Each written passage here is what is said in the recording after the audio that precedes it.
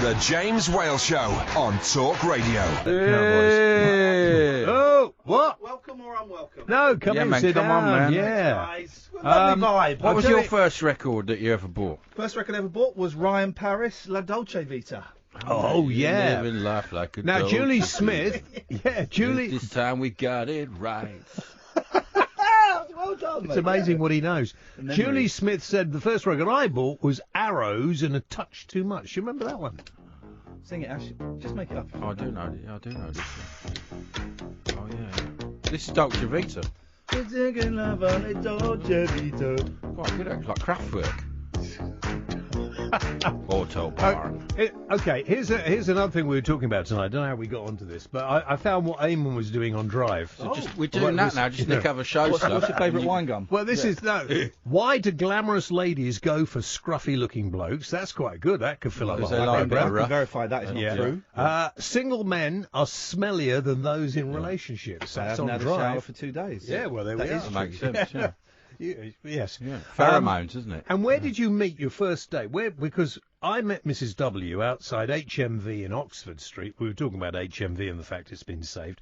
But, you know, there used to be a place, wherever you were, for him it was the bottom of the ramp in New Street. And, Yes. It was Slough Bus Station. Was it Slough Bus Station? Yeah. Classic. There was always a place you Classic used to... brutalist architecture. Slough Bus Station, yeah. Yeah, it's beautiful, That's where mate. you meet for a Yeah. date. You've been to Slough Bus Station? Well, yeah, because They've if knocked you it live down to now. people...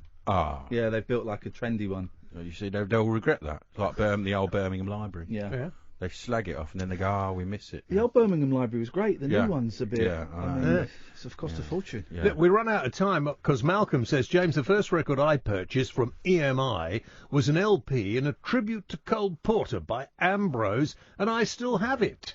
So I knew we'd get some culture on the programme, but I bet Sam can't find that one. Of course you can't. No.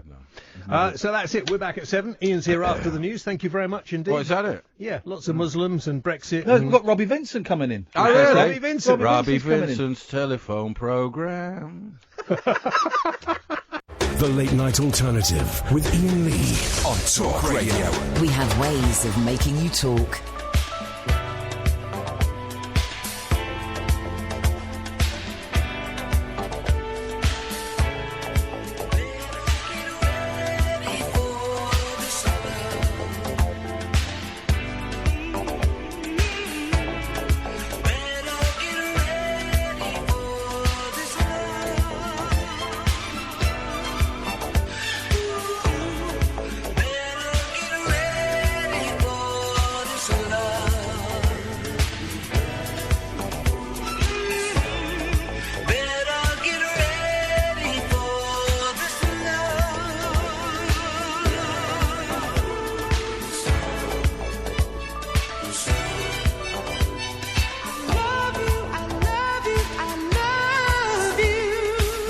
Good evening, dear listener. The Late Night Alternative. I'm Iain Lee. Who are you? My name's Catherine Boyle. Welcome, Kathleen. It's Thanks. nice, Kathleen. It's nice to see you.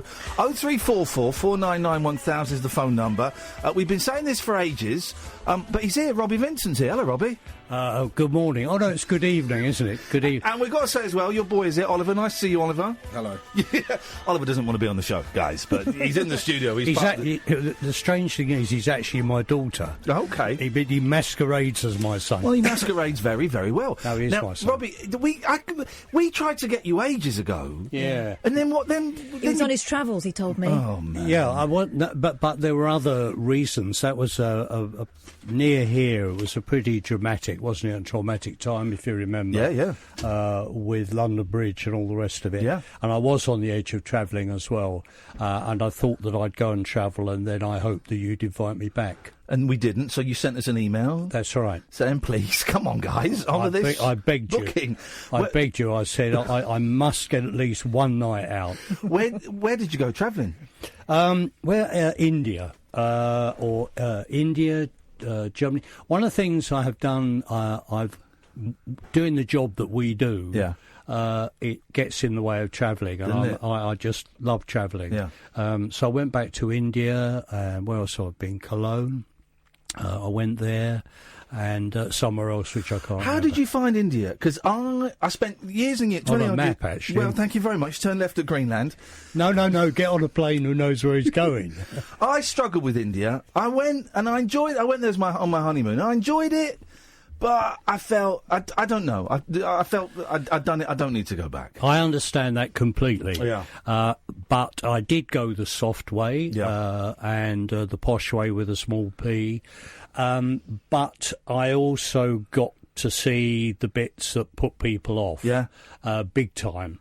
And me being there, spending my money there, you know, the guy who was selling this and selling that might be a bit richer tomorrow because I bought something off him. Mate, and that's the way I try. Oh, no, exactly. I mean... And look at it now. They got more money than us. Isn't it? They're doing space missions. I mean, you can't afford an ice cream there anymore. I did 20 years ago. I spent 3 months in Pakistan. Man alive, that was... interesting. That was an eye-opener. That was something. It sounds like a joke. I was the body double for Christopher Lee in a movie that filmed in Pakistan. Imagine. And he told me off. There was only one set of clothes, and I had to keep going up to him. Christopher, can I have your clothes now? I'm going to be you. And I'm never forgetting Karachi, over 100 degrees in the sun on a bus, and it's just me and him, and he stood there in his underpants, just laying into me. This is outrageous. You're coming to get these clothes. This is not what you... And I just had to go, I'm very sorry, Christopher, and just... You don't look anything like Christopher Lee. I was tall and slim at the time. I'm still tall. I'm not slim now. I was talking about travelling, and you reminded me. Who's the guy who plays Poldark? Aidan Quinn. Flynn? Jim? A ridiculously good-looking man. Yeah. I moved into an apartment by the sea, and there's a guy cooking. I thought, I'm not having this. Yeah. A barbecue, and I sort of went to this place hoping to be totally alone. There's a guy having a barbecue, there's the smell of the barbecue coming.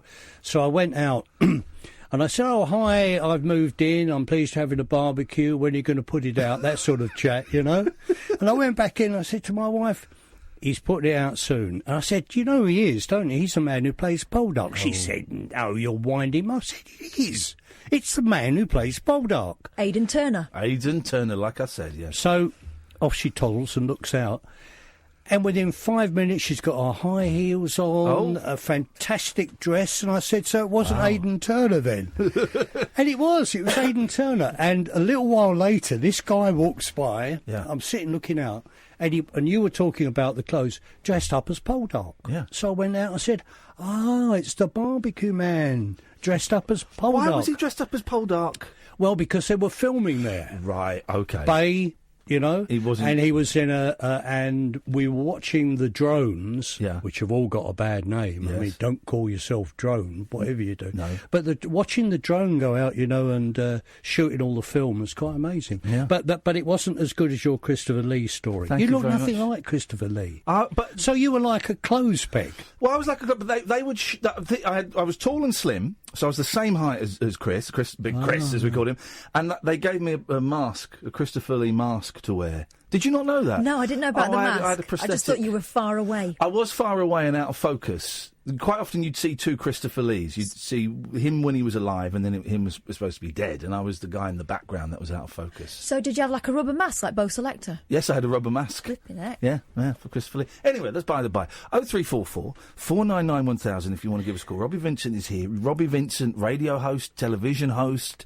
And we were saying, and I'm just going to blow a little bit of smoke up your old Jaxie, if you don't mind.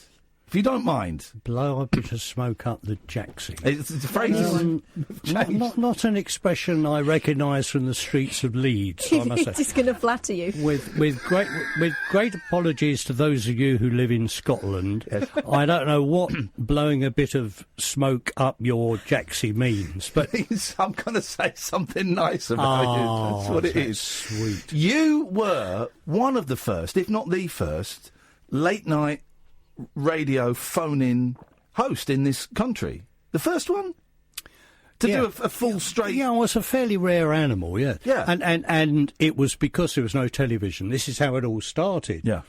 When television stopped, it shut down at 10 o'clock at night. Yeah. I just thought that I was employed by the BBC at the time as a radio journalist, and I just thought it'd be a good idea to have a programme and an opportunity for local BBC radio to have someone listening to it. Yeah.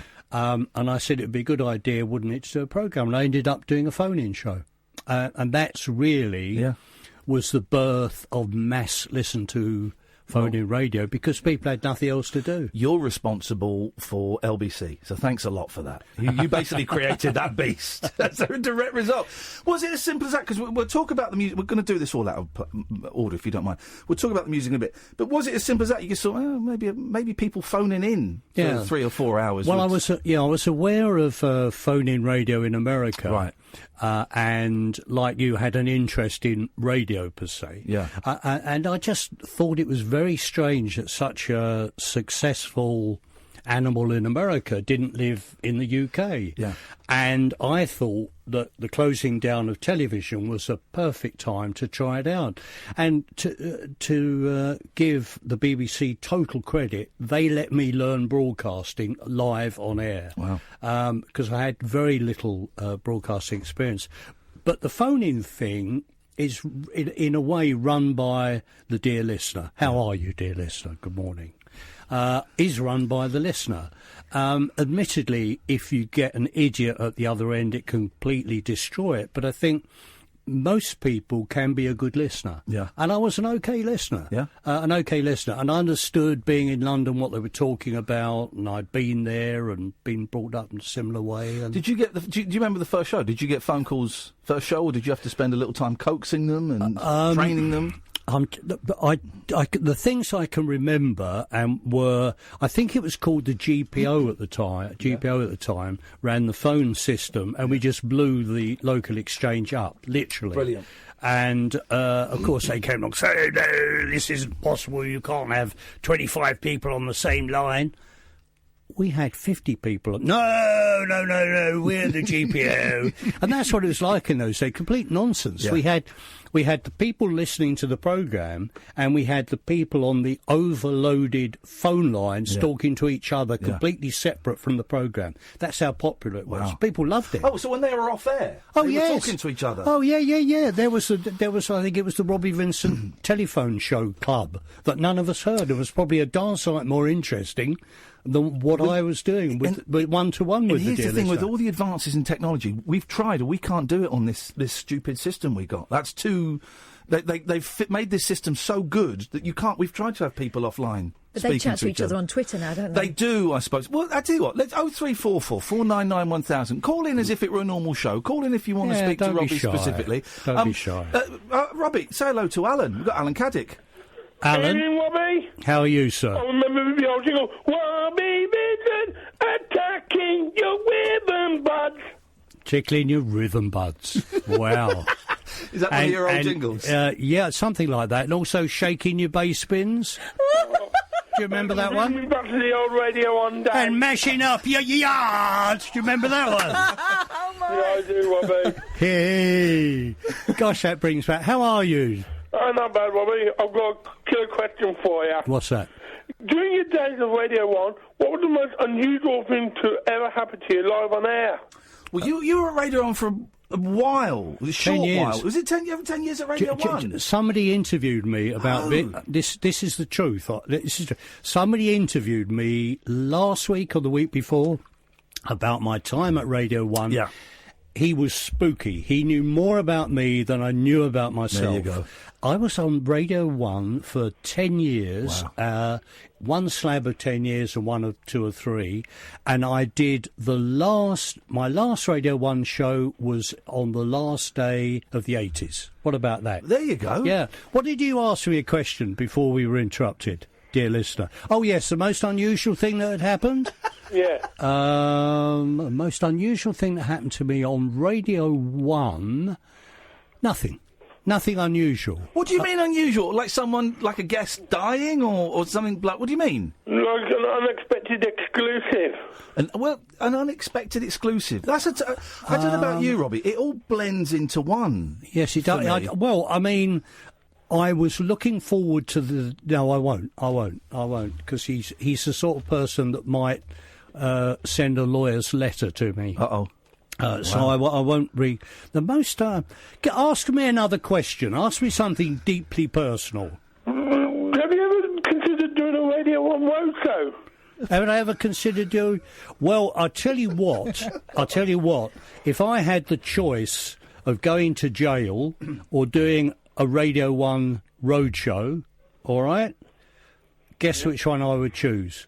Jail. Yeah, you're right. I couldn't do a Radio 1 roadshow. I mean, all those people, and I said in this interview, you know, that I was there during the time when they all thought they were rock stars, and they were. I mean, these people would, in a way, have more people wanting their autograph than some of the top rock stars of the day. And a lot of them had no musical taste whatsoever, knew nothing about music, but it was a different time. Radio 1 wanted rock stars, and they got them with massive egos. But I was lucky because I was there with great broadcasters like Roger Scott, who, in my opinion, is the greatest all-time DJ almost ever. I was friends with his son, who passed away, it turns out, a few years ago. His son passed away. I used to do kung fu with his son, and I would go round to his house when I was like 14, 15 years old. 13, 14, and Roger was there. I didn't have a clue who he was. I didn't think anything of these Beach Boys albums on the wall, signed by Dennis and Brian, and didn't think any of that. I just went round to play video games. And then a few years later, when Roger died, it's like, oh, God, I was in his house. The legend, you know, one of the greatest broadcasters. But I was there. You see, he was a non-ego, as was Alan Freeman. Yeah. Thoroughly nice man. So I was very lucky, dear listener, that I was there when, by the time I got to do my show, all those big egos had been blown down the loo and had gone away. So it was a more pleasant time for me than it was for perhaps some others who were serious about their music. Alan, I hope that answers at least one of your questions. Thank you very much. Thank you very much indeed. Thank you, Alan. Bye-bye. Thank you very much for calling. Speaking of egos, James Whale finishes at 10, but you were telling me that you haven't worked with him before. No. But he was saying, when I came in, I said, we've got Robbie Vincent coming in. He said, and he was saying that when he was the DJ at Top Shop, were you a DJ in a shop? No, I thought this was some guy who'd wandered in off the street accusing me of doing terrible things, and of course it was the very handsome James Whale. Yes. No, I wasn't. He seemed... I wasn't a DJ till after I'd spent a lot of years on the Evening Standard. Yeah. So, no, I never DJ'd in a shop. OK. Well, listen, let's take a quick break, and then we'll come back. We'll talk about the... Will we be back, or is this... This is it, we're done. Thanks for coming in. That was... we'll be back. I want to know more. And we've got George in Hampstead coming up to talk to you. Oh, George. What's the phone? Give me the phone number. I'd love to do the phone number for you. Right. This is something I used to have to remember. And hang on a minute. He's writing it down for me. Now, dear listener, get involved. Don't be shy. 0344 499 1000. And if you don't call, you're in big trouble. The Late Night Alternative with Iain Lee. On air and off the leash. On Talk Radio. That's the story we all want to hear. Hang on. Gosh, that timing with the red light and the microphones going live was perfect, Sam. Thank you. Can I just say in reaction to that we're not going to discuss any further? We've heard that before. Robbie Vincent is here in the studio with us. The innovator in terms of phone-in radio. Now, a big soul DJ. You kind of tell me how you got started with soul music. Again, I often get asked this, and I think I had the thing about music is that everybody has their own favourites, and everybody still, it doesn't matter what year, what decade in recent times that is. If you go around somebody's house, they want to play you something they love. Yeah, of course. Whether it be a classical piece, a reggae tune, and all of us, we've all got favourite tunes which we would love somebody else to hear because we love them. And me, I thought, it would be lovely, wouldn't it, to be able to share my guess as to what people might like as a big room. So a big room in my house, and they give me a radio transmitter. And that's what attracted me to playing music. Plus, I admired what was going on pirate radio. I grew up in that time. And also, I used to listen to... in the old days, the Americans were based in Germany, and one of the few outlets of popular music was Radio Freidenberg, which was really a pain because it kept disappearing in and out and you couldn't hear it. And it was better than that was the American Service Broadcast, had a station in Berlin. Okay. I think it was Berlin. Anyway, you could hear it in the UK. And, of course... What year is this? Are we talking roughly? 1852. Okay, all right, so a while ago. But in the 60s, I suppose it must have been, or before. And, of course, they'd be playing all this stuff. They say, this is great. You know, like everything from the blues to soulful stuff. And I think that's where I heard it.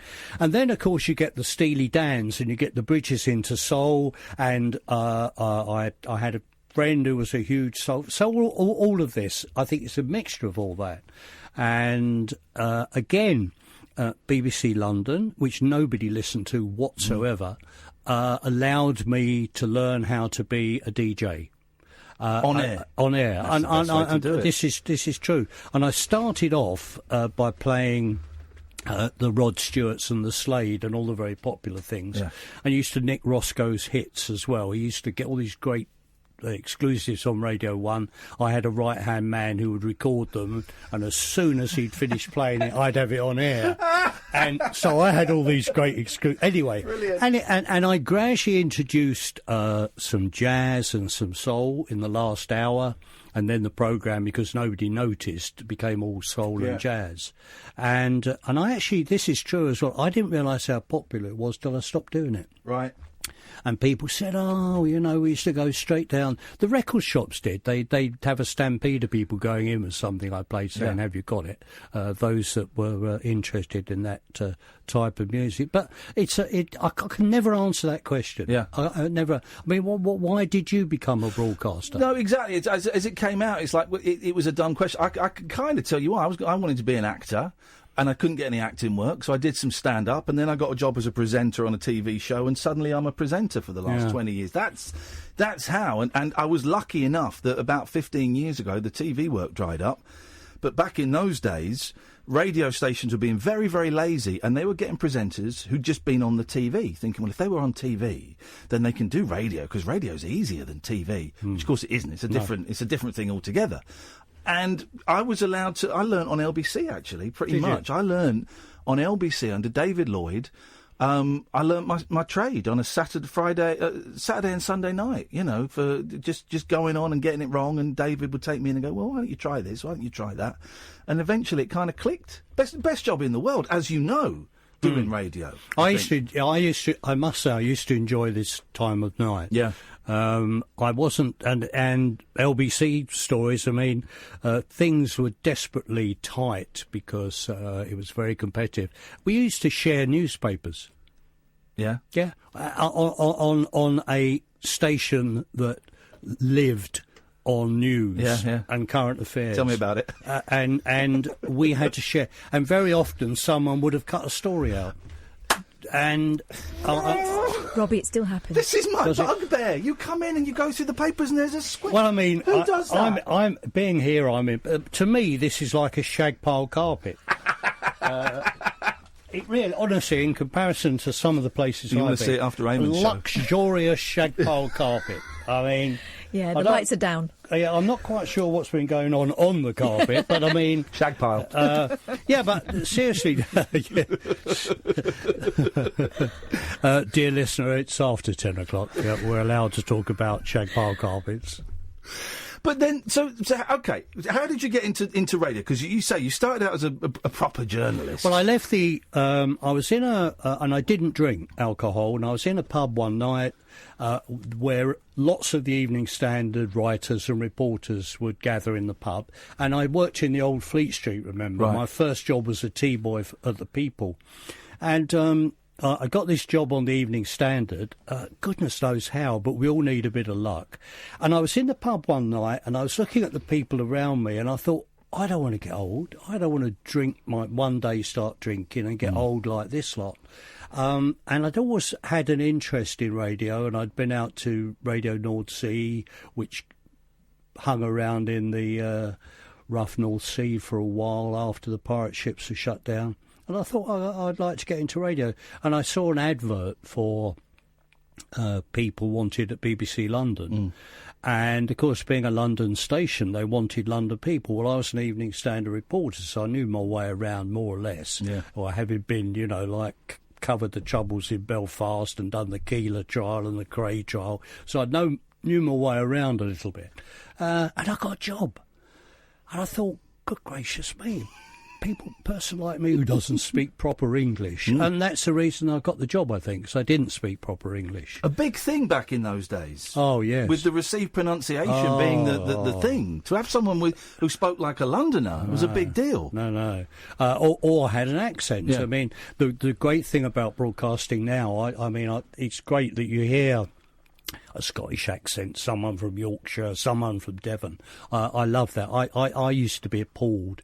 I was told by a Radio 1 controller or deputy controller to go away and learn how to speak properly before I got a job on Radio 1. Wow. And he'll know who he is. I won't name him Johnny Beerling, but I did go away. And I thought, well, and I didn't really quite understand that. Yeah. I didn't see why you had to fit in to what all those other bozos sounded like. And they had, there was at least one regional accent on there, the Scottish guy who died, Stuart Henry. Okay, yeah. But he was very rare, very, very rare in those days. The token accent? Most of them had that, well, this is what you need to sound like. Oh, yeah. It's going to be Barry White. Do you want to take a couple of calls? We've got Philip in South Norwood. Philip, you're through to Robbie. Good evening, Ian, and good evening, Robbie. How are you, Philip? Very well indeed, and we've spoken many, many times over the years. Have we? Yes. Yeah. You owe him money, Robbie. Come on, pay up. I'm going to remind you, Robbie, of two programmes that stayed with me forever. They were the transatlantic hookups you did with WMCA and KCBS. Yep, in San Francisco. Yes. Hang on a minute, Philip, because we were talking about this before we came on air. Tell us again about how you got that hookup with an American station. Again, a big deal at the time. Yeah, Philip, can I take time out and just explain how that happened? Is that okay with you? You go ahead. That's why I phoned. Okay, try and stay awake. Yeah, because you might be the last caller for the rest of the night. Stay away. I discovered that the BBC had a permanent line between London and New York, and this was a news line and was only used when there was a big American news story.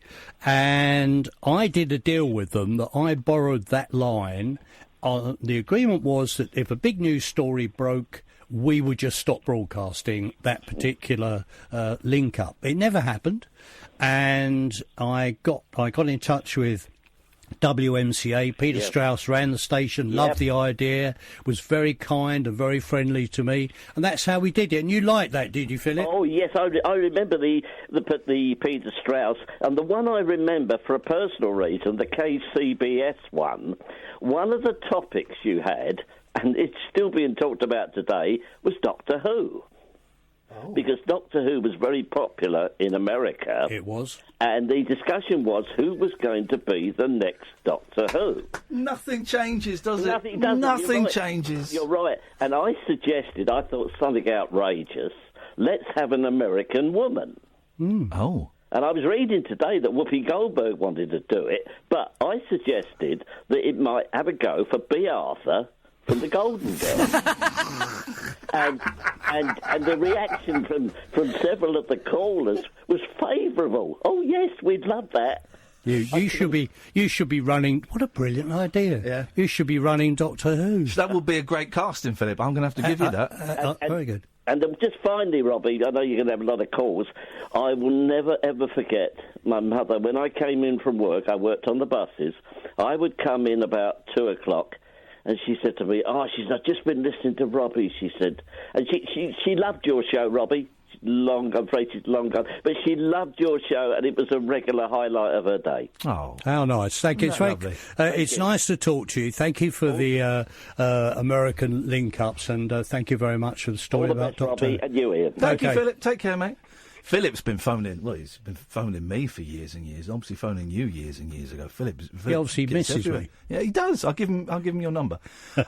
Speaking of giving people numbers, Rainbow George from Hampstead. You're through to Robbie Vincent.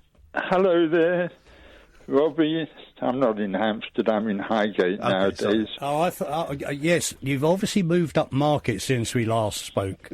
I don't blame you getting out of Hampstead and in very posh Highgate. For the benefit of the other dear listener, George, we should understand that you and I go back a long way, and we've had more conversations probably than pints of beer I've ever drunk. Do you think that's possible? No, I don't think we had that many, but... Still as contrary as ever. I remember the first one was early in 1985, and I'd recently entered the political arena with a party called Captain Rainbow's Universal Party, and we had a very nice conversation. I think I lost you at the end of it, but... yeah, it couldn't have been me cutting you off, of course. No, it was quite a... Listen, mate, I'll tell you what, we need you back. We really need you back now with this Brexit nonsense. There are two people who could sort it. You're one of them, and the other's Lord Such. Yes. Monster raving loony party, and that man, I always remember one of his greatest ideas was to use the Butter Mountain as ski slopes.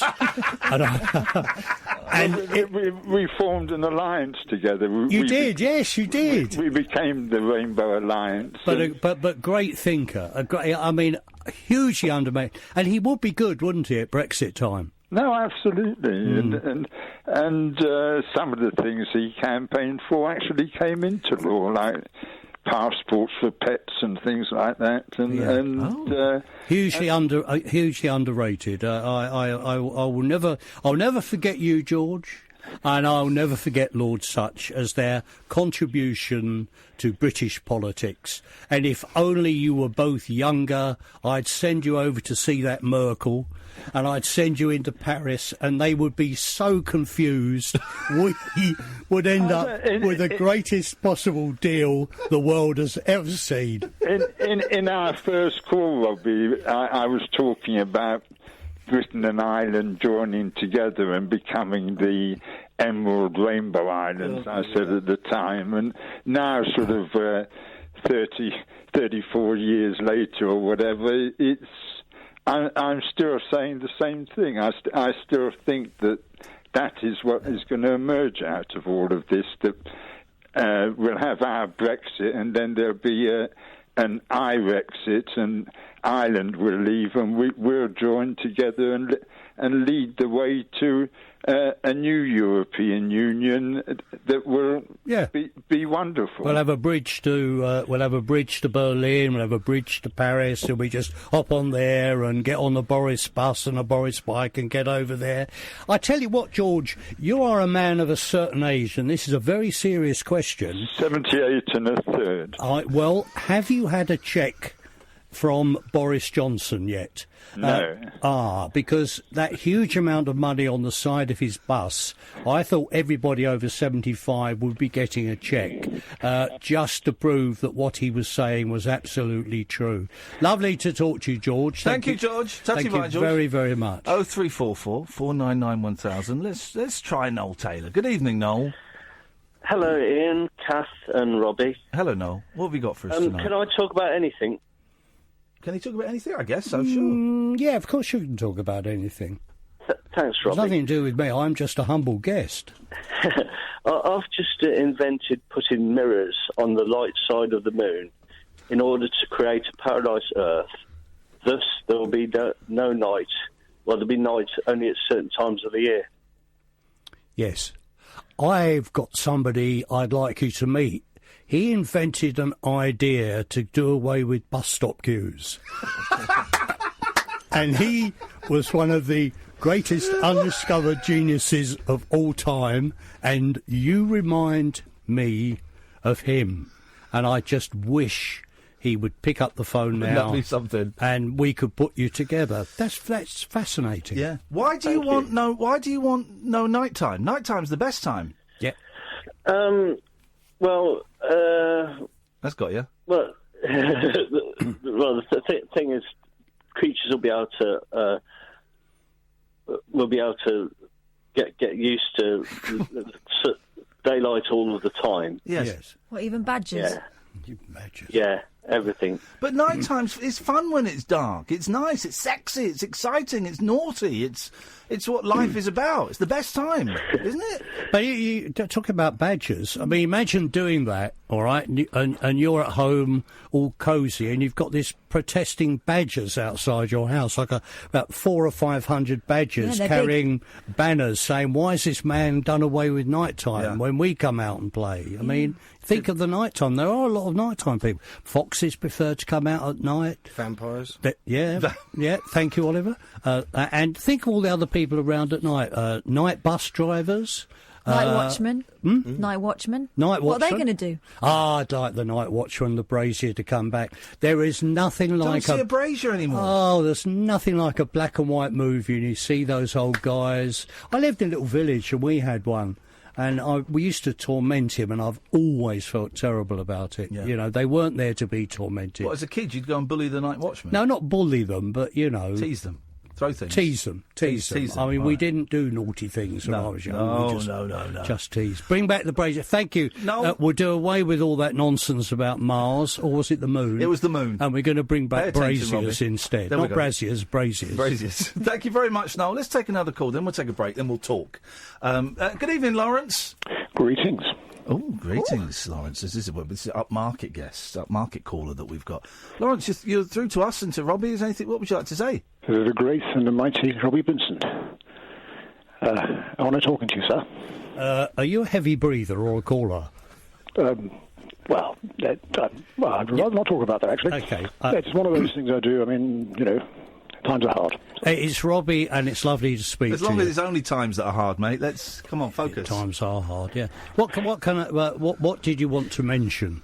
I just wanted to say that to Ian that he has in his studio one of the best funk DJs anywhere. Oh, I agree with that. Oh, there we go. Yeah, Oliver, I didn't know you were a funk DJ. I'm just his son. Oh, yes. Back in his Jazz FM days, and thank you. I first discovered him on LBC all those years ago. But he was, you know, a proper talk radio station. Very good, thank you. It's very flattering and very kind. Are you a funk fan, Lawrence? Because I'm going to be honest, I don't know a lot about funk. I'm not a huge funk fan. The bits I've heard, I like. Look at you raising your eyebrows. No, not at all. But I don't know a lot about. Are you a funk fan, Lawrence? I like funk. I like jazz. You know. Give me some funk songs and artists. Let's get deep. Let's hear some deep cuts. Oh, Frankie, now you're asking. George Benson. There you go. George Benson. You know George Benson. I know George Benson. Jazz funk. There's a man rooted in jazz, straight ahead jazz. Interesting choice. Yeah. Okay. John Scofield. Jazz guitarist. Yep. Does a lot of funk as well. Does he know his stuff? Is Lawrence passing the test? John Scofield doesn't quite fit in. He fits into the jazz bit, definitely. Yeah. What about George Clinton? It's vocal, isn't it, George Clinton? Well, no. He was a serious musician, not a jazz musician. He did one of my all-time favourite tracks, because he could be completely mad. No. And I interviewed him when he was sane. He was absolutely on the money. Atomic Dog. Oh. Dogs of the world unite. Do you remember? Do you know that? Atomic Dog. No, you don't know that? I'm afraid not. He wrote that. I'll tell you why he wrote that. I'm a real student of what helps people write a song. Yes. And he was, if you could picture it, he was on the veranda of his house. It was hot. And his dog was out, and it was really hot. And he had a cat. Mm-hmm. And the dog was so knackered it wouldn't chase the cat. It was that hot. And he observed this in his rocking chair. And if you listen to Atomic Dog, there's a line in it which says something like, "Why doesn't the dog chase the cat?" And that was part of Atomic Dog. And that was how he saw and wrote that particular... Well, people don't call it a song, but I think it was a top. Here it is. This is it. We'll be busy. Oh, wonderful. Rhythmic dog. Harmonic dog. Atomic dog.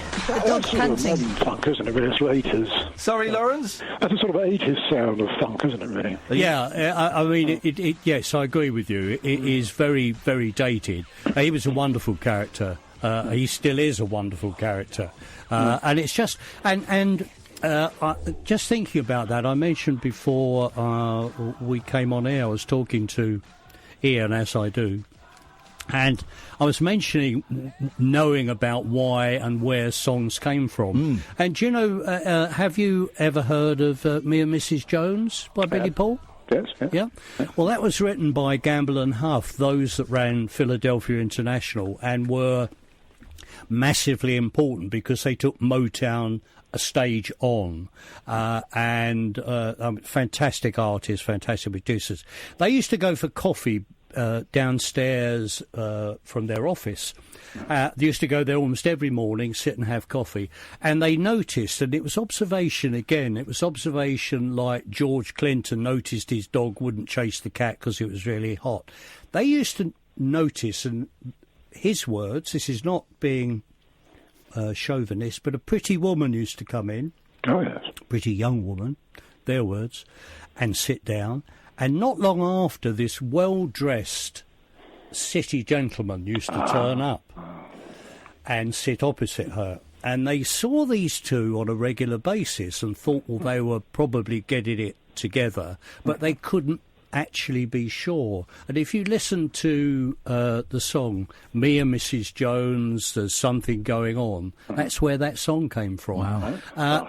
And the other one that Kenny Gamble told me about was they were in Jamaica, and they went there, and they used to go there on a fairly regular basis to write songs.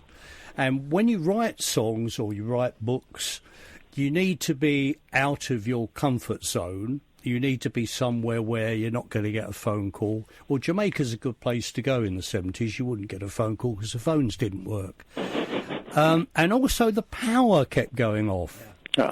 OK, and they were writing a song and the power went off yet again, and they couldn't see anything. And that's where Turn Off the Lights for Teddy Pendergrass came from. Wow. That inspired them writing that song. Wow. There you go. Thank you, Robbie. Thank you, Lawrence. One more question for Robbie. Go on. Yeah. What do you think of bands like, excuse me, Jamiroquai and so forth?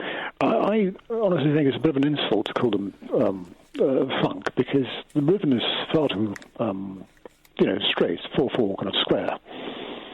Oh, this guy's got beef with Jamiroquai. What do you think? Are we allowed to call Jamiroquai funk? You're holding on to it for a long time. I've never called Jamiroquai funk. I mean... They call them funk for some reason, Yeah, well, I don't mind if they call Jamiroquai. When I see him, I say, do you mind being called funk? And see what he says. Yeah. I mean, he is on the soulful side, that beat, that rhythm, but I'm not absolutely sure I'd call him a genuine funkster. Wasn't he more like acid jazz?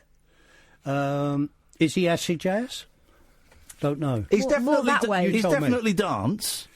Yeah, dance music. But people dance to Nat King Cole. Yeah. I'm not sure. I won't rule 20 on that years one, after the event, we're arguing over how you'd classify Jamiroquai. Time for a quick break. 0344 499 1000. This is Talk Radio. The Late Night Alternative with Iain Lee. The station's brilliant. On Talk Radio. The Late Night Alternative, weeknights from 10 on Talk Radio. You can listen on DAB, you can download the app, or you can go to talkradio.co.uk.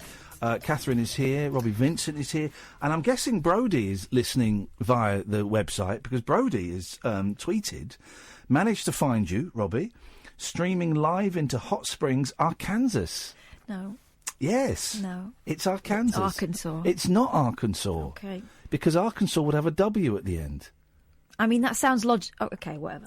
Arkansas. How would you say that, Robbie? I'd say Arkansas. But you're out of practice a little bit, with respect. Yeah. I've never heard of Arkansas, but I've heard of Arkansas. Okay, well, you're learning stuff, both of you, which is good. Great to hear Robbie's voice again. I miss his Sunday morning show on Jazz FM. That's very nice. Hiya, Brodie. I trust you're well. I think, do you know what? Brodie used to live in Canada. Really? Do you remember? Because Brodie's such an unusual name. Yeah. I think Brodie lived in Canada. I think. Brodie, tweet us. Yeah, Yes, let us know. There he is. I think he did. Let us know. Did I hear you correctly? Something you said about 20 minutes ago. Were you in court when the Crays were on trial? I covered the Cray trial, yeah. Wow. I was... wow. You've got to remember, I was 19-ish, very young. Yeah. And I developed... one of my jobs as a little reporter was to sit outside Christine Keeler's flat waiting for her to be arrested. That's how I got to know Christine Keeler, in inverted commas. Just some of the things I did. And I used to sit on a dustbin outside her flat in Devonshire Street, which is in Marylebone, outside a bookshop. And I was at the sort of age and I smoked, so I coughed. And often, when you smoke, one of the things you pick up bronchitis and all sorts of horrible bugs. And her maid felt sorry for me because I was only a kid. So she used to give me a sandwich and a cup of tea, invite me up in the morning. So she was under contract to the News of the World, and the News of the World knew exactly what she was doing, and she wasn't allowed to talk to anybody. But I knew exactly what she was doing because she used to tell me. And then when I went to the Evening Standard, the next thing, which I remember clearly, it was a team of us who did the background on the Crays.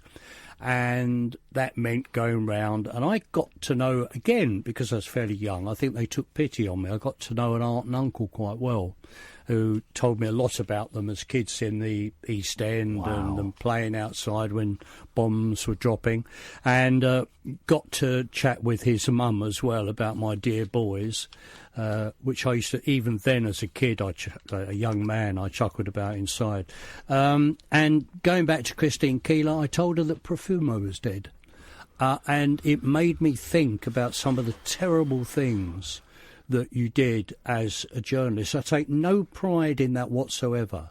And being a bit more mature, I think, how on earth did I climb up those stairs to her flat, knock on the door, and tell her Profumo was dead? Wow.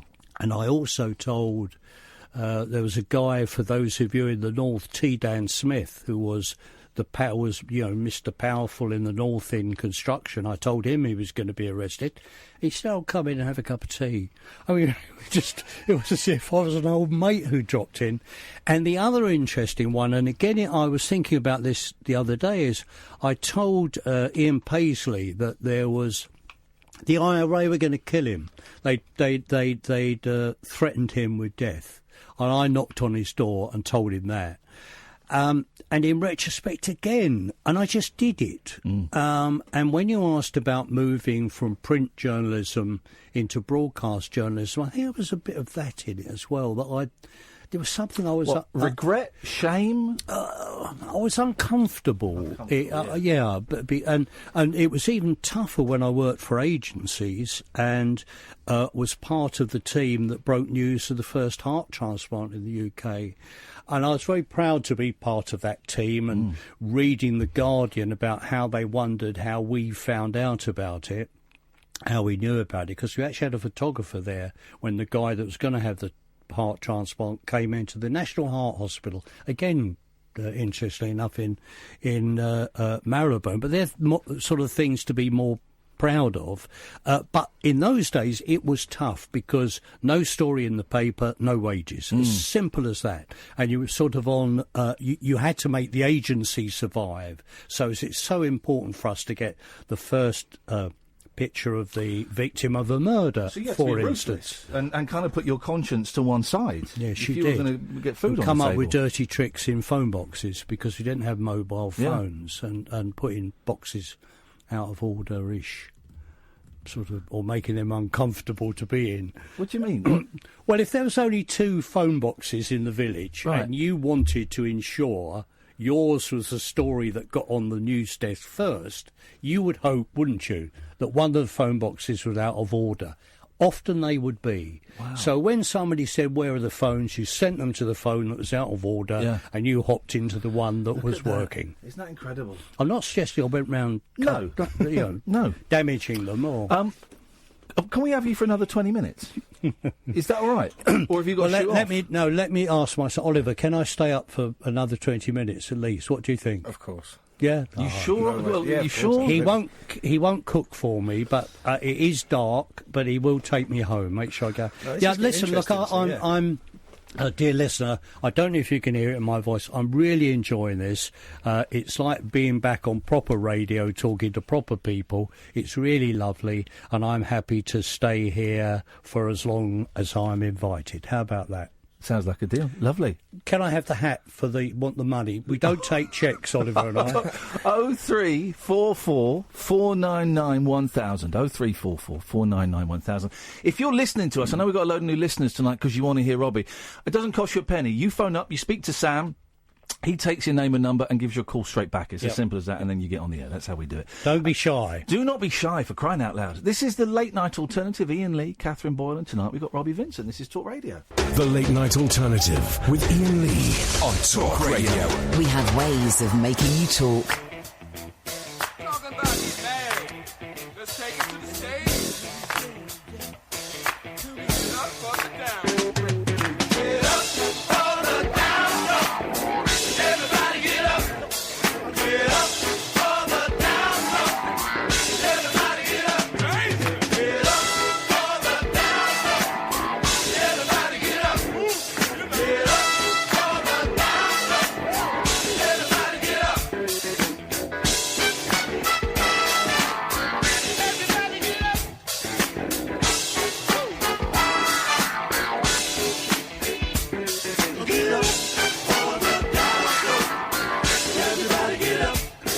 Get up for the down low.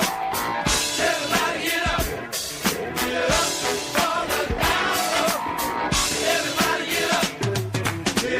Evening, dear listener. Late Night Alternative. Iain Lee, Catherine Boyle, and Robbie Vincent is here, and his son Oliver, who's keeping very quiet. But then afterwards, when we go to the breaks, saying, coming out with funny lines, we said, chuck them in, man. I should try and get more involved. We've spent the last 5 minutes trying to remember the word osteopath. Yes, we did. That's and true. we got there. Go on, you made a mistake, and you're... Yeah, and I'm very, very grateful to a dear listener who was kind enough and sweet enough to contact us and say that I said, telling Christine Keeler that the wrong person was dead. And, of course, it was Stephen Ward, if you remember, those of you who remember the trial and the whole case, who was an osteopath. I told Christine Keeler he was dead, not Profumo.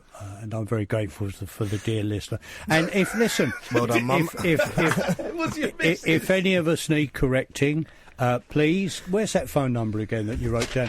If we need get something wrong, because it's been a busy life, particularly for me, 0344 499 1000. I've been invited to stay a little bit longer, and I'd love to hear from you, either in Canada or Australia. Is Australia waking up a bit? Yeah. Good morning. How are you? Robbie, here's the thing, though. It's 2019. Facts don't matter anymore. You could fake news, lies. You can say whatever you want. Just say it like you mean it. Just say it and stick with it. You don't need to apologise and put out actual facts. Yeah, but yes, okay. But I'm old, very old school, aren't I? You are. Well, I couldn't possibly comment. Yeah, but I am old school because I deal in facts, and I'm very interested in facts. Barry, stay there. We'll come to you in a second. You mentioned the kind of the issues you had with being a journalist and how the dirty tricks didn't sit comfortably with you. And we were talking before you came on air about when you were doing a late night phone-in show, and we owe you so much, man. This show wouldn't exist. Me and Kath listened to some old clips of your phone-in show. It sounded very, very similar to this. You know, you mentioned the bus ticket guy dear listener, go on. I say dear listener like you do as well. Go on YouTube, Robbie Vincent, Bus Ticket. It's just glorious, and it would sit perfectly. I wonder if he's still. I often wonder what else he's invented. Yes. I mean, you just talking about it. I can remember it so well. Yeah. It is under Robbie Vincent Corpses on YouTube. Yeah. Yeah, it is. And how many? And lots of people are something like. I've listened about 84 times. Have you? Yeah, very much. And you're my son. I know. Wow. It's a great clip. But you mentioned as well, which is not a thing I've always done, but in the last 10 years, I'm following this philosophy, and it makes things so much nicer and better and more entertaining, I think. Of when you do a late night phone-in show, you quite often get people who are on the fringes of society phoning in, and they might have drug and alcohol issues, they might have mental health issues, they might just be very lonely. They might, I think the callers to late night radio are the most interesting callers you can get. And your philosophy was never to take the mick. You can have a cough. It was never to take the mick. Was never to laugh. It was always a lot more generous than that, wasn't it? Yeah. My philosophy was I laughed with, never at. Yeah. And I never took the mick. I've heard it happen, and I've often felt, and I'm a pacifist, absolutely. But I've often, when I hear that happening and someone is being taken advantage of, a dear caller, I've felt like I wish I had a long hand that could get my hand round the presenter who's taking the Sir Michael, because it's not necessary. And I'm pleased to hear it's your philosophy too. Yeah, it wasn't always. I came from a... We all learn. We do. I came from... We all learn. My first TV show was a thing Arkansas. called the 11 o'clock show. Arkansas. You'll never learn. Was the first TV show I did was mean. It was funny, but it was mean, and I kind of thought for a long time, people want me to be mean. And I carried that over into when I started doing radio. And it took a couple of years, but then I got... Actually, it may not get as many listeners being kinder and being more generous and sympathetic and empathetic, but it's the right way to go, isn't it? It's Aretha Franklin, it's respect. Yes. Now, speaking of Aretha Franklin, Marvin Gaye, it's a little bit of a quantum leap there. You interviewed Marvin Gaye and said he was... Well, you said he was off his nut. I think we can say that legally. We know he had drug issues. Yeah, he wasn't off his nut as such, but he was definitely under the influence of something that made you sniff. Right. And, could have been Vicks. Yeah, but I have to say my research suggests it might have been cocaine. Okay. And he kept going like that, and he was a bit out of it. But the thing that changed all that was when I asked him what he would like to come back as after he died. Yeah. And I know it's a bit of a... On a music show, it's probably quite a deep thing to ask, but it worked. You got him. It actually got through that haze of whatever cocaine is, or whatever haze he was in, having not slept for 4 weeks, whatever it was. And he said, and I saw him, it sort of woke him up as such, and he got in touch with himself. And he said, I'd like to come back as Giant Redwood Tree. And then you saw him thinking about the tree. I said, why would you want, why do you want to be a great bird? He said, so I can look down, because it's a massive tree. Yeah. And so I can look down on people and watch them go by. And that's a writer's artist type of thing. And you sort of, that was the real Marvin Gaye. Because what a talent, hey? What a waste. What a waste. Well, such a talent in terms of the songwriting and the voice. I mean, such a voice. And the sad thing is, he was just getting clean. He was just sorting himself out when he got shot by his dad, with a gun. I think he bought his dad as a present, if I've got the story right. I think you remember correctly. Yeah. And he was just... Because there's a really weird documentary about him when he was just absolutely blasted on drugs and couldn't take any more. And he moved to I think, Belgium. He moved to, was it Bruges or something? Or Amsterdam, or around about there. Ostend or something. That's right. He went between Belgium and Holland. That's right. You remember really well. I remember seeing this documentary years ago. For a non-soul boy. He's got a good memory. I like a bit of Marvin. And it's fascinating. He's not a real funker, you know. He went and... Say again? No, please don't. And we got away with it once. I doubt if he could do it again. And he went and stayed with this family, and he got clean, and he went out jogging, and he got fit, and he put on a couple of concerts, and he was like, I'm ready, I'm back, and then went back to the madness that was his death, unfortunately. A waste. Terrible waste. Terrible waste. Yeah. We got Barry on the line. Good evening, Barry. Hi, Ian. Hi, Robbie. It's great to hear you on the radio again. It's nice of you to call. I'd get very lonely.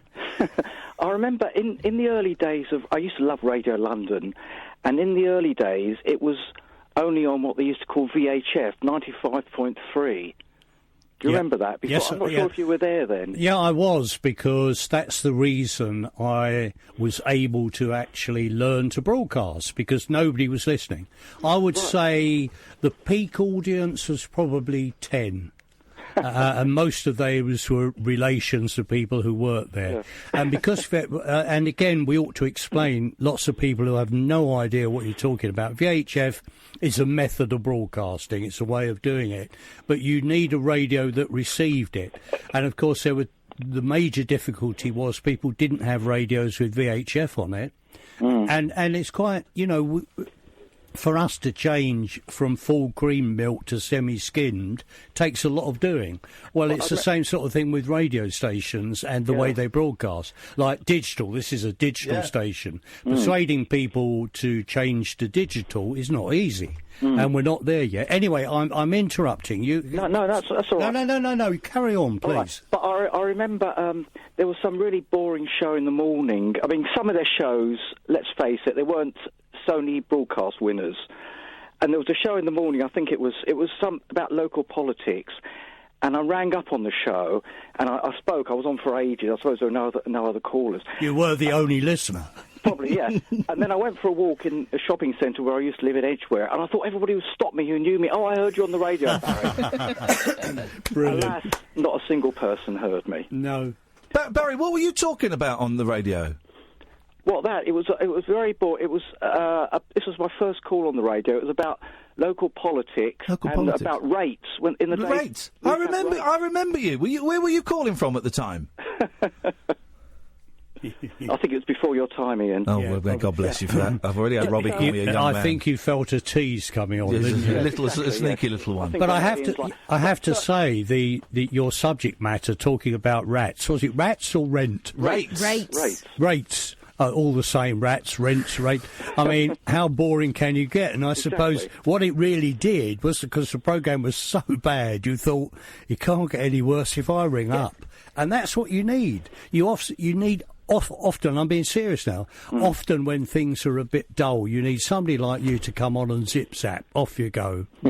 It's all about the caller, the quality of your caller. And broadcasters, and particularly in phone-in radio, which I do know a little bit about, I have to say, it's the quality of your callers match the quality of your presenter.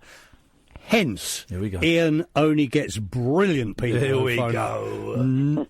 And with great ideas like street lights on the moon, the other side of the moon, and some of the other wonderful ideas we get from Rainbow George, for instance, and from you, who just make phone radio. It's great. Robbie, could I just ask you something? Yes. You used to do 10 to 1 at night. Yes. And at lunchtime, it was a great Dave Simmons. Yes. But sometimes you used to switch, didn't you? You did the lunchtime one, and he did the night. No, we got rid of him. He went into an old people's home in Bournemouth when he was 32. Yeah, sure. And David Simmons, an interesting man. He worked for Papa Doc's lot in Haiti as a translator. Oh, did he? Yeah, wow. And I went to see him in hospital at a... where you used to go, isolation hospital that used to be near Lewisham, and he was in there. And I think it's where he picked up some horrible bug. And David was also a London tour guide, and I haven't spoken to him for about 10 years. Very bright man. Yes. Not a very good soul broadcaster. Okay. I will tell you a story about Dave Simmons. Before I was a soul broadcaster, he used to listen to the first track on an album, and I said, well, don't you listen to the whole... Oh, no, he said, the best track's always the first track. That was sometimes true. I didn't. I listened to the whole album, I listened to both sides, and I spent hours. I would drive people mad.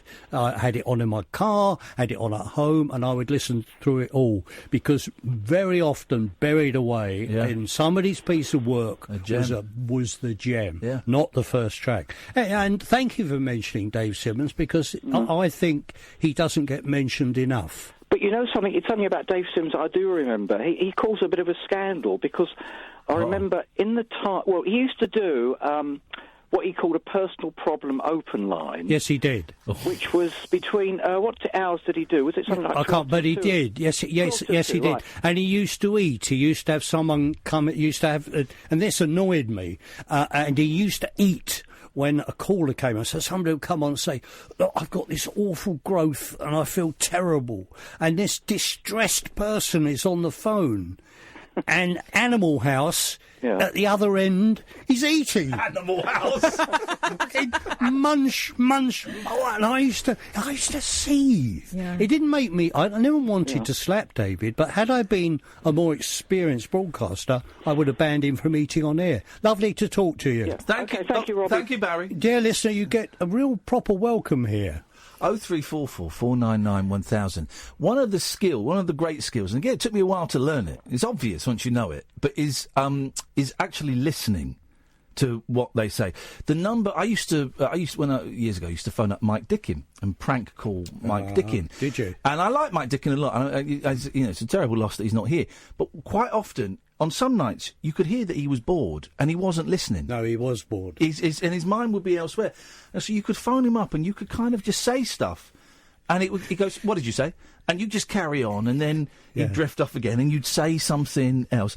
And what I get from listening to the clips I've been listening to today is you listened. Yeah, simple, isn't it? But it could be hard work for Mike, because he was on LBC. I saw his switchboard, right? And that man, I admire the way he just talked to himself for 10, 15, 20 minutes. There were no callers, right? Absolutely, because it was a terrible, terrible time. What slot was he doing at LBC? He was on sort of 7 to 10-ish or 7 till 9, and I think he was on AM only as well. Right, okay. There used to be an FM.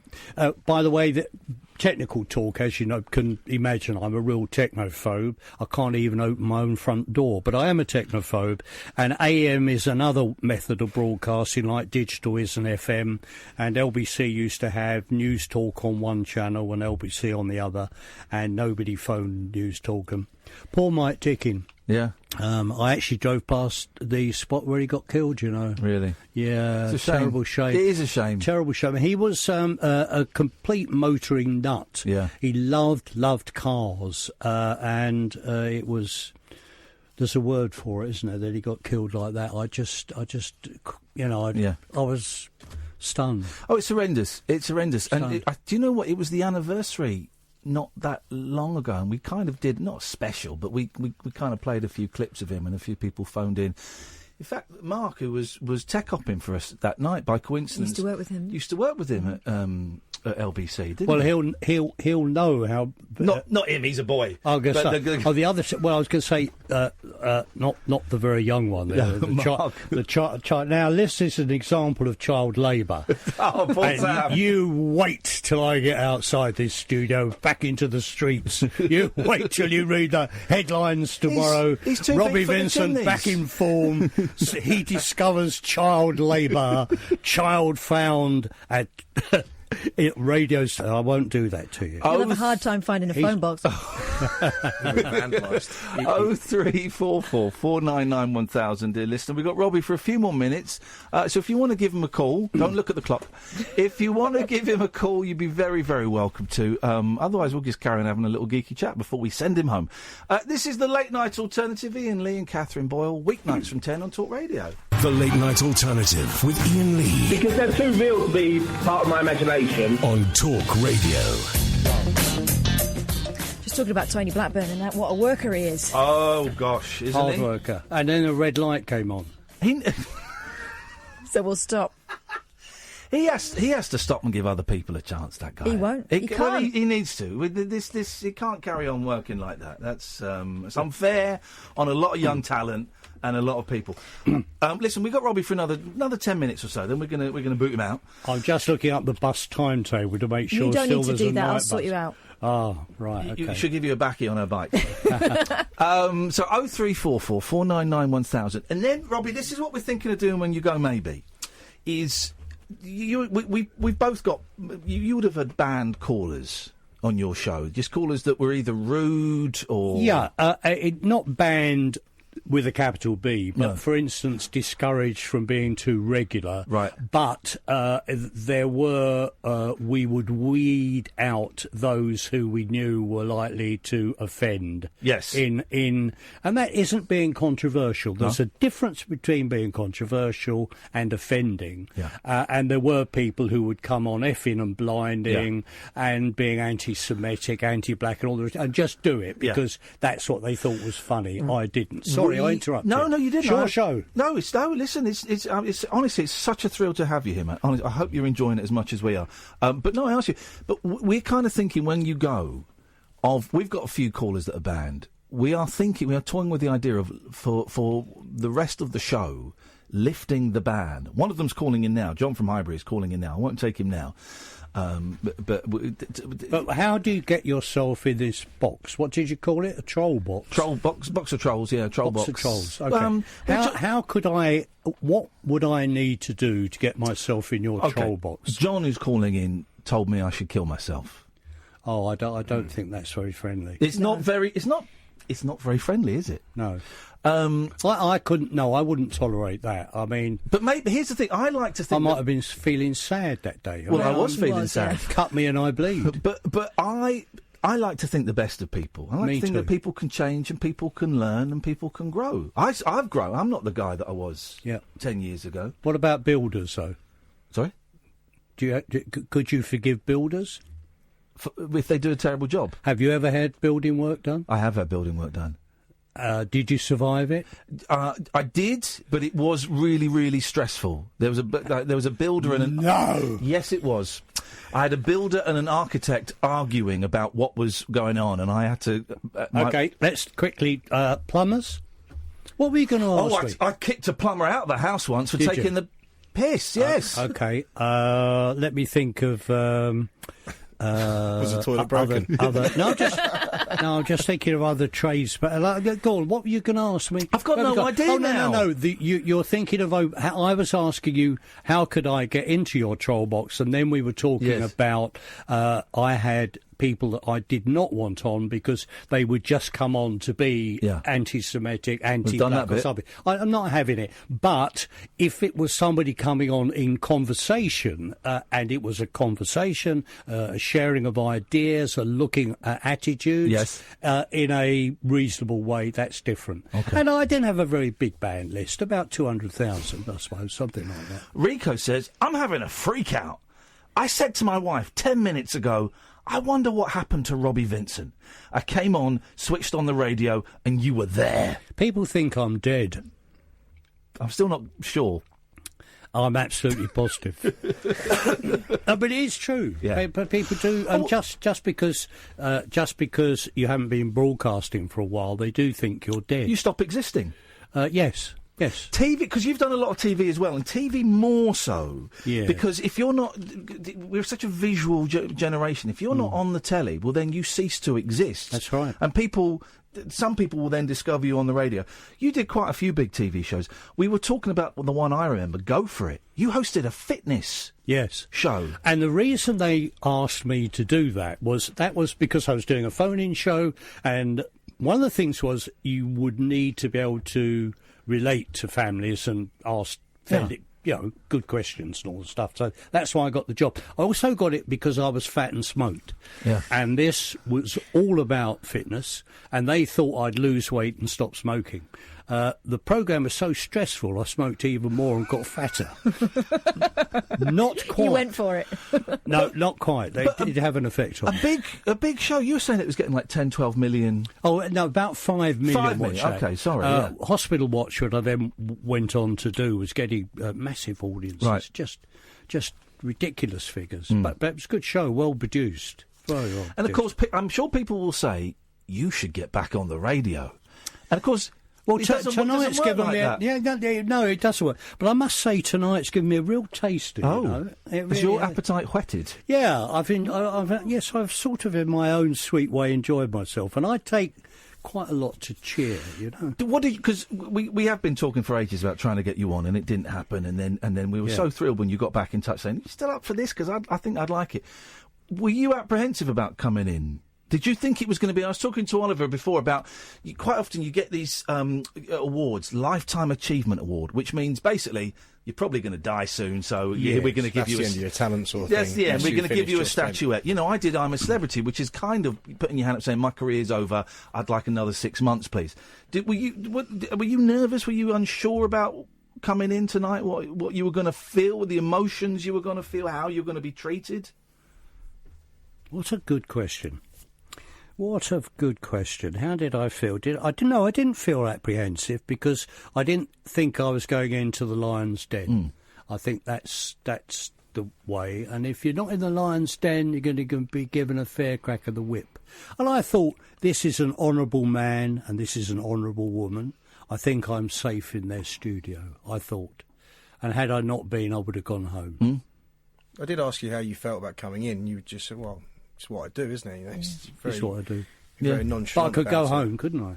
You could upset me, and I could go home. Can I upset? I don't know how I could upset you. I don't know what I could say to upset you. I'm quite thick-skinned. Quite thick-skinned. Wet spoon in the sugar jar. Robbie, it's been so nice meeting you, mate. Thank you so much. Am I going now? Yeah, you're done. Oh, okay. All right. Thank you. Get out of my studio. Thank you. Thank you very much for inviting me. I really enjoyed it, and thank you to Oliver as well to come along. Yeah, thank you, mate. Appreciate it. I think they should look after me. We've had a thrill. You're welcome back anytime you want. We're going to carry on the show in a little bit, but we're going to play a little bit of music while we escort this gentleman off the premises and check his pockets and frisk him to make sure that there are no souvenirs taken. Thanks so much for your time, Robbie. I genuinely, it's an absolute thrill for us tonight. Dear listener, thank you for joining us. Yeah, there we go. This is Talk Radio. The Late Night Alternative with Iain Lee on Talk Radio. Hey, what nice? What's happening? For moments, what it is, brother? Hey, man, let's talk about what we know how to talk about best. What is that? Girl, right on.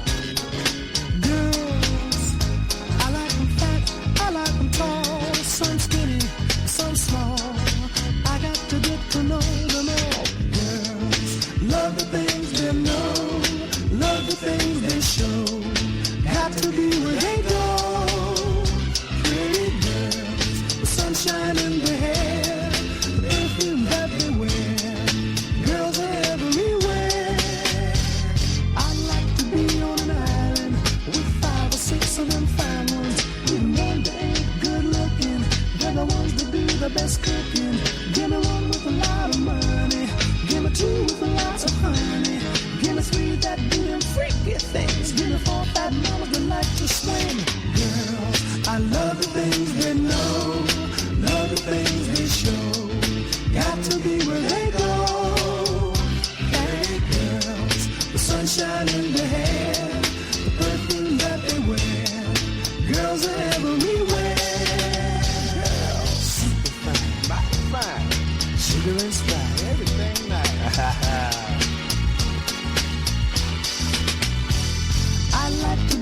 magician. Then I could stop wishing I'd take my magic wand and proper have big fun. If the guys could see me, they swear I was Houdini. Before they could count from 1 to 3, I'd have 10 girls standing next to me. Girls, I love the things they know, love the things they show. Got to be where they go. Sweet girls, the sunshine in their hair, the perfume that they wear. Girls are everywhere.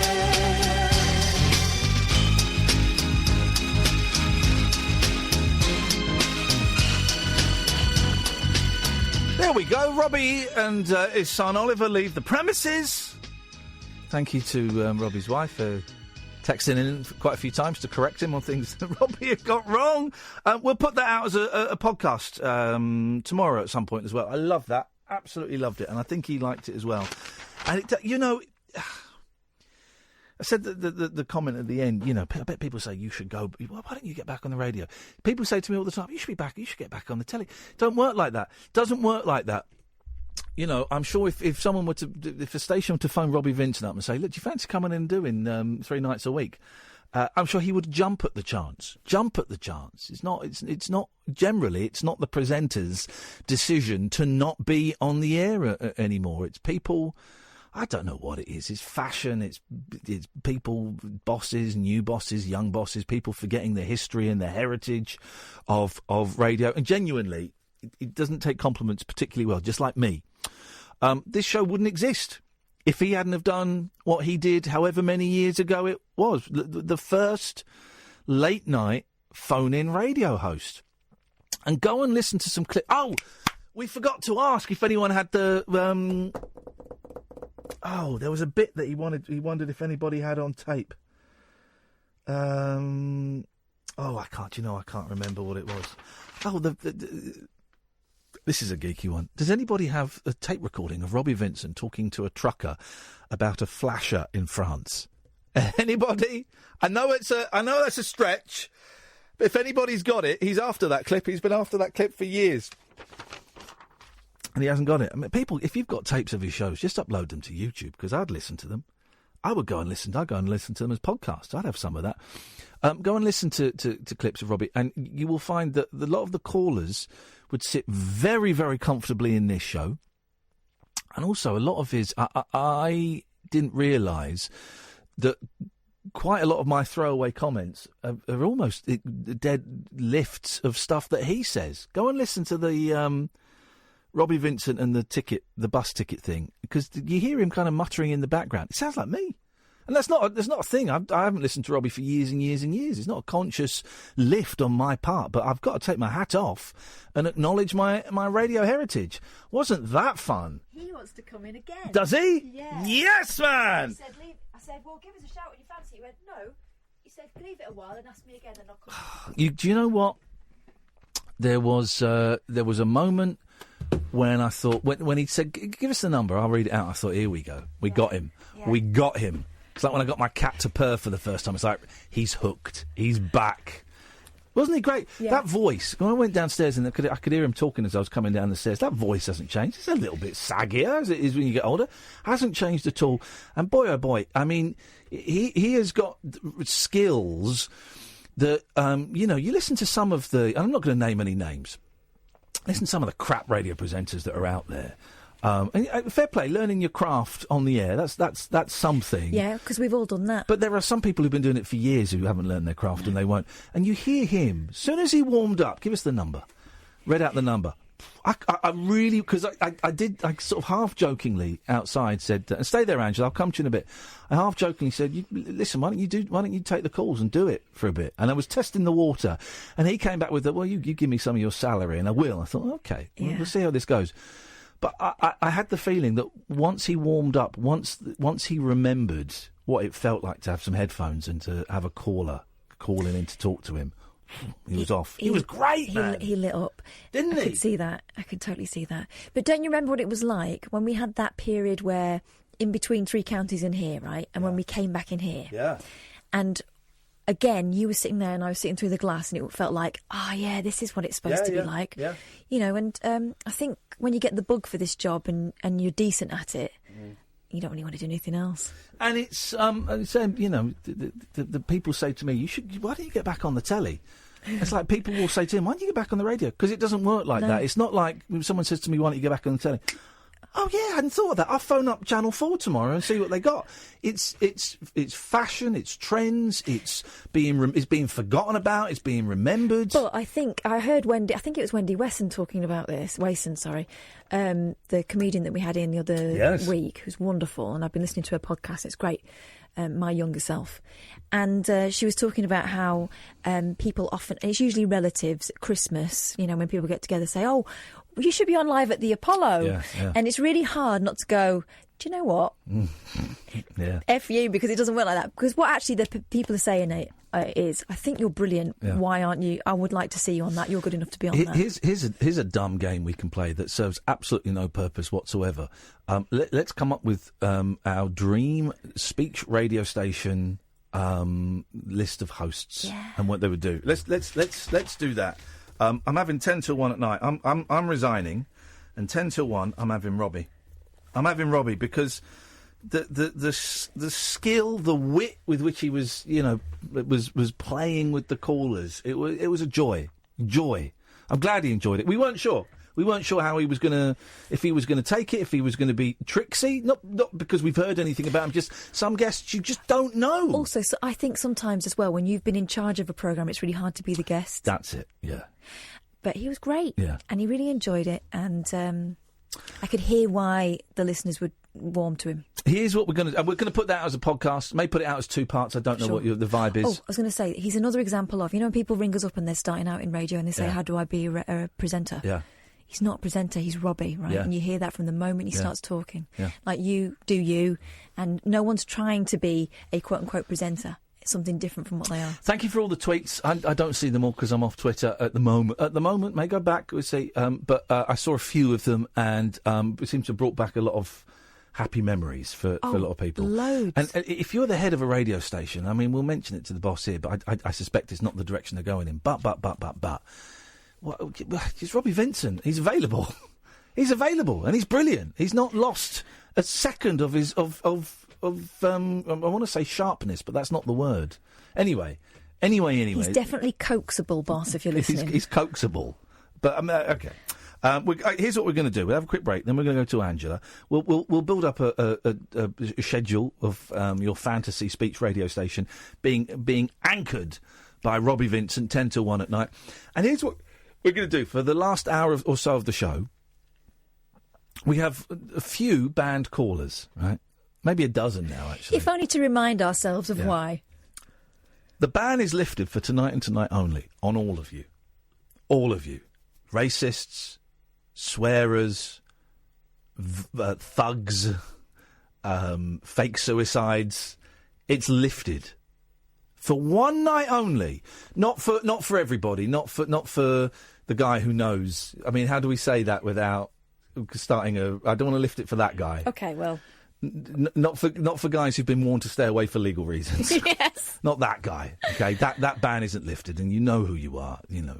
So okay, everyone else is lifted.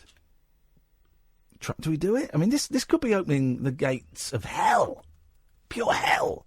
Well, 0344 499 1000. Dear listener, this is Talk Radio. The Late Night Alternative with Iain Lee. I've got a very poor internet connection. On Talk Radio. 0344 499 1000 is the telephone number. If you want to give us a call, you'd be very, very welcome. Let's go to Navid first. Good evening, Navid. Hi, how are you? I'm very, very well, Navid. What can we do for you on this Tuesday evening at 11:45?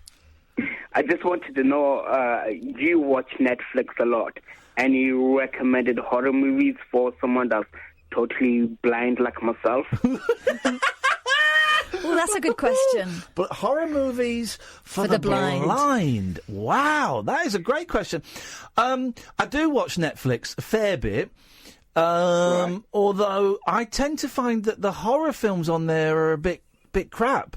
They're a bit. They're okay. I can't think of a horror film that I've seen on there that's really got tickled my pickle, so to speak. I did hear Bird Box. I thought that was okay. Here we go. Well, Sam has just typed Bird Box on the screen, and Hush. Sorry. There was a movie called Hush. Oh, there was a movie called Hush. Right. Well, Sam has written Bird Box on the screen. Is there a delicious irony in a blind person watching Bird Box, a film where people have to cover their eyes and not see? Is that? I don't know if this is that. Is that a Maybe joke? that makes it work better. Maybe it does. Now, which one is Hush? Is Hush the one where they're hiding in a blind man's house? No, Hush is about a deaf woman that's in a house, but she doesn't hear a serial killer knocking on the windows until she sees him. Maybe so. Does it have to be a film about someone with a disability? No, really, but most of them don't have audio description on it. Like, We forgot about audio description. We were just thinking about noises. What's that film that we watched where they weren't allowed to? Probably wouldn't work, would it? Well, they weren't allowed to speak. Wow, you're sick. Although the audio description would be excellent. I'd like to do an audio description for you. Okay.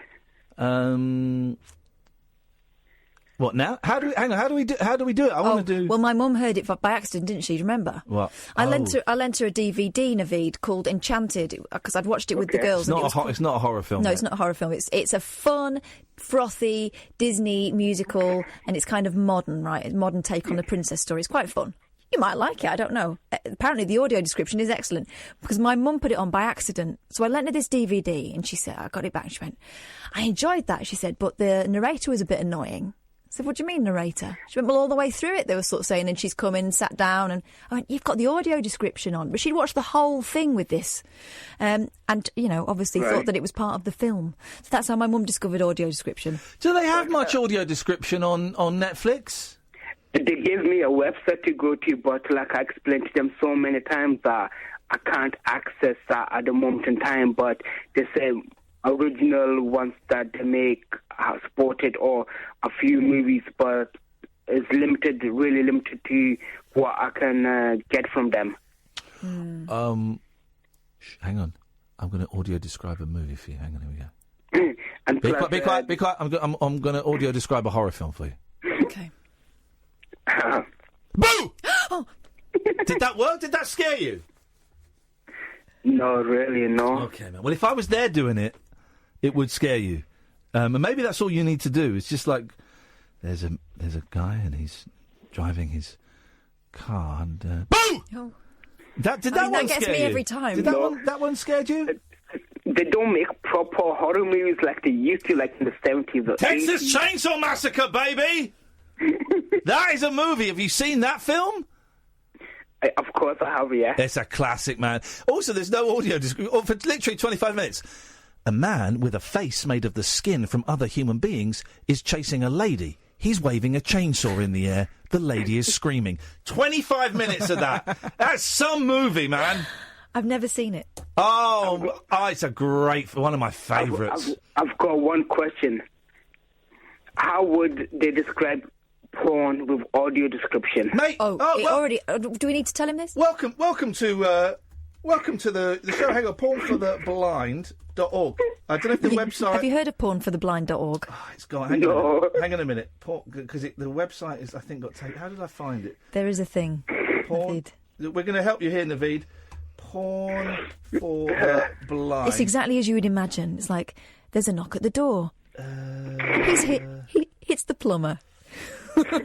Oh, that's not a wrench. Hang on a minute. Because I need the time machine. Hang on a minute. Stay there. Oh God! Wayback machine. You asked the question, Navid. Now brace yourself for the answer. Loosen your belt. Oh God! Loosen your belt, Navid. This is happening. Hang on a minute. So I've got to go to the Wayback machine because they've taken the website down, unfortunately, because the internet, as we know, is disableist. So if I go to a Wayback machine and then I type in www.pornfortheblind.org.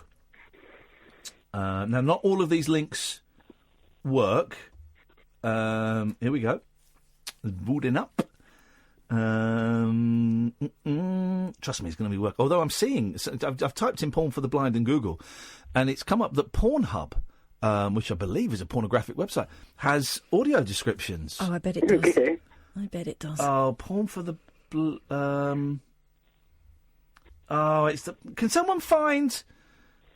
I can't find it. Come on, you know who you are, perverts. .co.com. This is on your hotkeys. Pornfortheblind.com. Let's have a look. I just did a joke there, guys. I don't know if anyone picked up on it. Did you say pornfortheblind.com? I said .com. Oh. I had the idea of having my own streaming company instead of Netflix called Pornflix.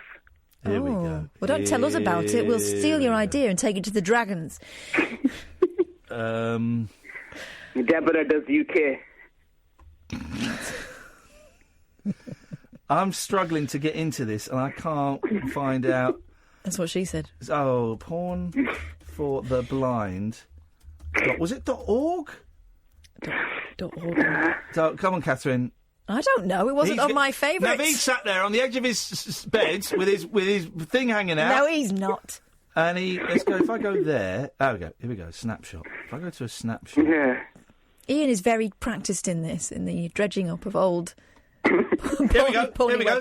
Here we go. Here we go. Here we go. Here we go. Here we go. Let's have big tits, round asses. Oh God. Gina's big titty tune-up. I've got to download it. So here we go. This is for you, buddy. Get your finger on that dump button.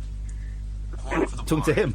Presents Big Tits Round Asses. I wonder what this is about. This is a 1 and 2 second long preview clip entitled Gina's Big Titty Tune-Up. It can be found at http://www.bigtitsroundasses.com. Oh my. T1/RE. Be quiet. It's not great quality. No advert. /free_movies_big tits round asses /BTRA3912.htm. There we go. The top of the webpage has the big tits round Okay, asses I'm going to jump forward a bit because it's still pictures of girls. Okay. Oh, there we go. With large exposed breasts. I can't jump forward. We have to go. The background is a light green with what looks like a gothic fence border design. The title of the webpage is Big Tits. Okay, we know what the title of the website is. Say that too often. I mean, if we lose the show just because we're helping a blind lad discover his true self, then there's no justice. We should be getting OBEs for this. The camera is situated in the passenger side facing the driver's seat. Our angle thus keeping her fully in the frame, and our view of the man being only what is visible from the driver's side window. He greets her, and she informs him of an unknown problem with the car. The scene cuts, and the woman is now looking down at the handbrake. The man remarks, "It sounds like it could be an injector." The scene shifts again, and we see the woman climbing through the cabin of the car, facing the camera, which is still riding shotgun. She is kneeling on the driver's seat, and the camera zooms in to more closely capture her breasts hanging down, the lips slightly spilling out of her low-cut lime green tank top. Hanging. She moans, and the man, not hearing her, mentions something about faulty wiring. The Bang Bros logo, stamped on the side of a still picture of a lime green minivan, glides across a white background, accompanied by the sound of a car horn. The woman is now standing alongside a private swimming pool, completely naked. Oh, escalated The camera quickly. is slightly below her bust, and we view her at a 3/4 angle. She hops up and down, seemingly in slow motion. Her breasts bounce as she stares out past the camera. Oh, God. The man, off-screen, asks her if this is an early tip, and she lets out a knowing, deviant chuckle. The man appears behind her, also naked, and reaches around and fondles her breasts, commenting on their size. He asks her if she is doing this so she does not have to make a car repair payment. They both bend forward slightly, and while he is mostly obscured by her and the close-up of her breasts, we can see that he is running his hand slowly up and down her leg. They start heading into the house. She tosses him a question, confirming that he is willing to have sex with her, and he replies that he is. The scene changes to inside the house. Scenes of the two engaging in various sexual scenarios flash in quick succession. First, we see her kneeling on the green-gray shag carpet, holding onto his thighs, giving him a rapid blowjob. Okay. Okay, well, get the idea. Are you finished yet, Navid? Are we done? Can we move on? But by the time I've heard that, I could make a cup of tea and come back and it'd still be at the same position. Yes, well, I know they were changing position quite a lot. You weren't listening properly. And boy, oh boy, that sounded so erotic, didn't it? That So really did. He didn't finish his dinner before he started. I mean, I think that's always helpful when you can hear the dinner going round and round someone's mouth. Outrageous behaviour. Navid, thank you very much indeed. Nigel and Angela. Hiya, Ian. And Catherine. And Nigel? And Nigel. Hello, There's Nigel. a combination. Sorry? There's a combination. Isn't it? I tell you what we're going to do. We have to go to the news, but when we come back, can I have you both on at the same time? Yeah, I don't mind doing something with her. Oh, I wanted to ask you something, Ian. Do you mind if Nigel listens? No, that's fine. All right, we stay there. This is gold. This is radio gold. This is happening. When we come back, Nigel and Angela. And here's the thing: we are lifting the ban on all of the a-holes that we've banned, apart from the guy who I emailed saying never contact me ever again. So if that's you, 0344 499 1000. There's two people I've done that to. Not the drunk one. The drunk one can phone in. The other guy who the legally binding one, no. Yes. So the ban is lifted, 0344 499 1000, for one night only, guys. And one guy was calling in for the whole time Robbie was here, and then John stopped calling. He's a tease, you see, and he wants it when he can't have it. Tease. This is the Late Night Alternative, weeknights from 10 on Talk Radio. Across the UK, online and on DAB. The wild man of late night radio, Iain Lee. Differently interesting nocturnal emissions from a legend of late night radio. On air and off the leash. The Late Night Alternative with Iain Lee on Talk Radio. We'll get you talking. OK, 0344 499 1000. If you're banned, you've got an hour to phone in the show, and you're unbanned for the hour, and that's it. You won't come back again. But if you want to come on tonight, you've got the hour to do it. This is the Late Night Alternative. She's Catherine Boyle. I'm Iain Lee. And before that, we were going to speak to Angela and Nigel. Nigel, I don't know what's happened, but Angela seems to have disappeared, so it's just us. Was it something you said, Nigel? No, can't have been. Very quick. Well done, you. Hello, Nigel. Hi, Nigel. Hi, Catherine. Hi, Nigel. Hi, Ian. Hi, Nigel. I just went off to plug the electric bit into my speaker. Okay. You're going to blast us like it's Woodstock. Woodstock 2. Remember Woodstock 2? I've still got my cough, I'm afraid. They did a Woodstock 2 in 1989, or would it have been 1994? I think it was 1994. Was that the one they tried to make into the second Summer of Love? Who No. was in that show then? Sorry? Who was in that show? Don't know, because we didn't mention a show. Woodstock. No, Woodstock was an event. Pop concert. Crosby, Stills, Nash and Young. Canned Heat. No one remembers Canned Heat. I think Shanna Na played as well. But everyone remembers The Who and Jimi Hendrix and CSMY. Hendrix. Did Hendrix do a wee-wee on his guitar and set it on fire? I met Keith Moon once in Maidstone when he did a concert in a theatre in Maidstone. You met Keith Moon? Yeah, he was just coming out the pub and I got his autograph before he went back in to do the show. Well, hang on, what year was this? About 69. About 1969. Wow. Okay. Why is this the first time you've told us this? And we've heard a lot of your stories. Yeah, and also I saw the Beatles, the whole of the English groups, the Who, the Beatles, and the Tremolos. Oh. All in the same event in Maidstone. The Granada, it was called. It's not a theatre now. It's a bingo hall. Yeah, they are. But it used to be the Granada Cinema. By the way, dear listener, John from Highbury and Alistair are both lined up, ready to go. Just waiting for the others. Full house. We're playing. Do I sound any better, my voice? You sound significantly better. Yes, you do. But yes. I've still got a bit of irritation on the lungs. I've been practising my singing earlier as well, just to get back into it. Got some great news, Nigel. What fringe festival are we playing at, Catherine?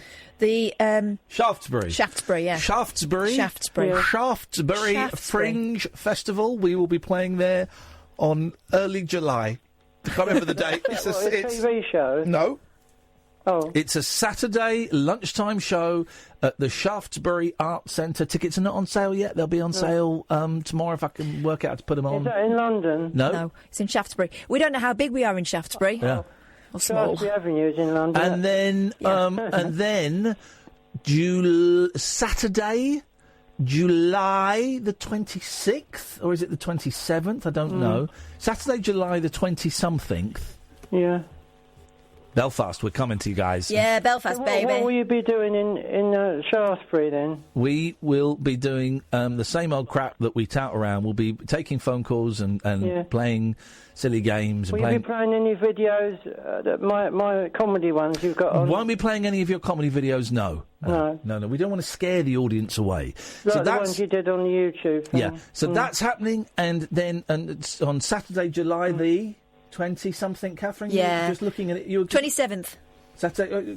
It's not a tricky question. All you have to do is look at what the 20-something Saturday was. That's it. There might be a couple of 20-something. No, but I said it was 26th or 27th. All you have to do is narrow it down to one of those, you muppet. Oh, why couldn't you have done that? Because I bought these bloody things! So you should know it better.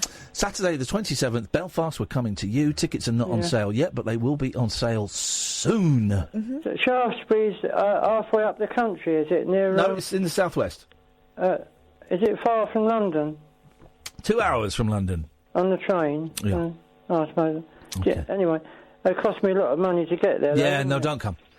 It cost me too much money. It costs you too much love will kill you. Just as sure as not at all.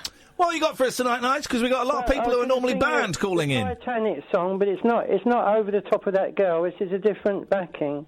A different backing. Yeah, don't do it over the top of that girl. No. It's like that porn for the blind. This is a shorter version, but I think it's rather good. Beautiful.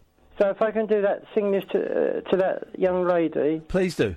She's gone. Angela's gone. I was going to talk to her, wasn't I? Yeah, she's gone. I think she got scared. She's gone because she heard I was going to sing. Oh, yeah, she has. No, not really. Yes. Oh, I think it is because of that. Yeah. I'll fire away then. Here we go. Here we go. Ladies and gentlemen, here's Nigel with one of his songs. I hope you enjoy it. Oh. Sounds a lot like Carrickfergus. He likes a penny whistle, doesn't he?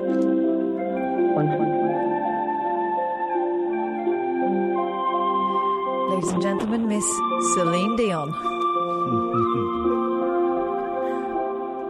Every night in my dreams, oh, bloody hell. I see you, I feel you. Can we turn it down a little bit, Sam? Headphones, or is that the actual... That is awful quality. No. Has he put extra echo on it? No, that's too bad to broadcast. We'll come back to in a minute and tell him we played the whole thing. That's awful. I mean, not the singing is great, but the quality is very poor. Good evening, Clive, in the Netherlands. Oh, Bob. How are you doing? Very well, Clive. What have you got for... I can't do a Netherlands accent. And what have you got for us? Oh, Those crazy Dutch guys. Crazy guys. What have you got? Dutch. What? And I ain't gay, just to be clear. Well, we didn't say you were Dutch. We didn't say you were gay. Why did you say gay? Well, you know, for my last call, there's a lot of undertones and a lot of implications. Okay, well, I'm going to imply that you've gone. Let's just see how he's getting on there. Still banging on. Let's go to someone riding high in the band bingo list. It's the guy who, when I was feeling very depressed, told me I should kill myself. Ladies and gentlemen, please welcome to the show one of the biggest a-holes that's ever called in. It's John from Highbury. John, over to you. Hello. It was worth waiting. Iain, you're a legend. It was worth the wait to speak to you. It's a pleasure to speak to you. Okay, what would you like to say, John? Normally banned, because you're one of the most horrible callers I've ever had the misfortune to speak to, but tonight we're putting our differences to one side. Shut up, let me finish, and then you can speak, you rude man. We're putting our differences to one side, and we're allowing the banned callers, the nasty callers, the mean callers, the callers that make fun of mental health and suicide to come on the show. So, John, over to you, buddy. Yeah. My mother told me to explain myself. She always teach me, please explain yourself, so people can understand. So if I have a chance, I will explain myself. I called you in, and you made it like you didn't hear me. And I wanted to prove a point that you are listening to me. So I said something, a comment, stupid, true, stupid. I was stupid. But I did it in a response being offended, which is normal human reaction. Tell me if you are not like that. No. We are all in that. Oh, have you not finished? Sorry, you carry on. I'll wait till you finished, because I'm being polite. So when I tested and I said that and I knew you are listening, all of a sudden you heard what I said. So that was all. It was just a plain, simple, punch-to-punch, average Joe guy on the street, fair and square. I was not rude. I was not... Can I speak yet, or are you still going? You carry on. Go on. No, I want to listen to you. I want to be fair. Okay. Well, it was rude. No, I'm not like that. You asked if I would do something like that. No, not something like that. I would be much more clever in what I did. I would either take the hint and not call him, or I would be significantly cleverer than you were and deliver a line that was witty, was incisive, and didn't take the mick out of the person's suicidal tendencies and the biggest killer of young men in this country. That's how I would have handled it. And it sounds like an apology, but it's missing one word. And the important word is to tell you what I never told you, that I do work with broken kids. No. It sounds like an apology, but it's missing one word for it to be an actual apology.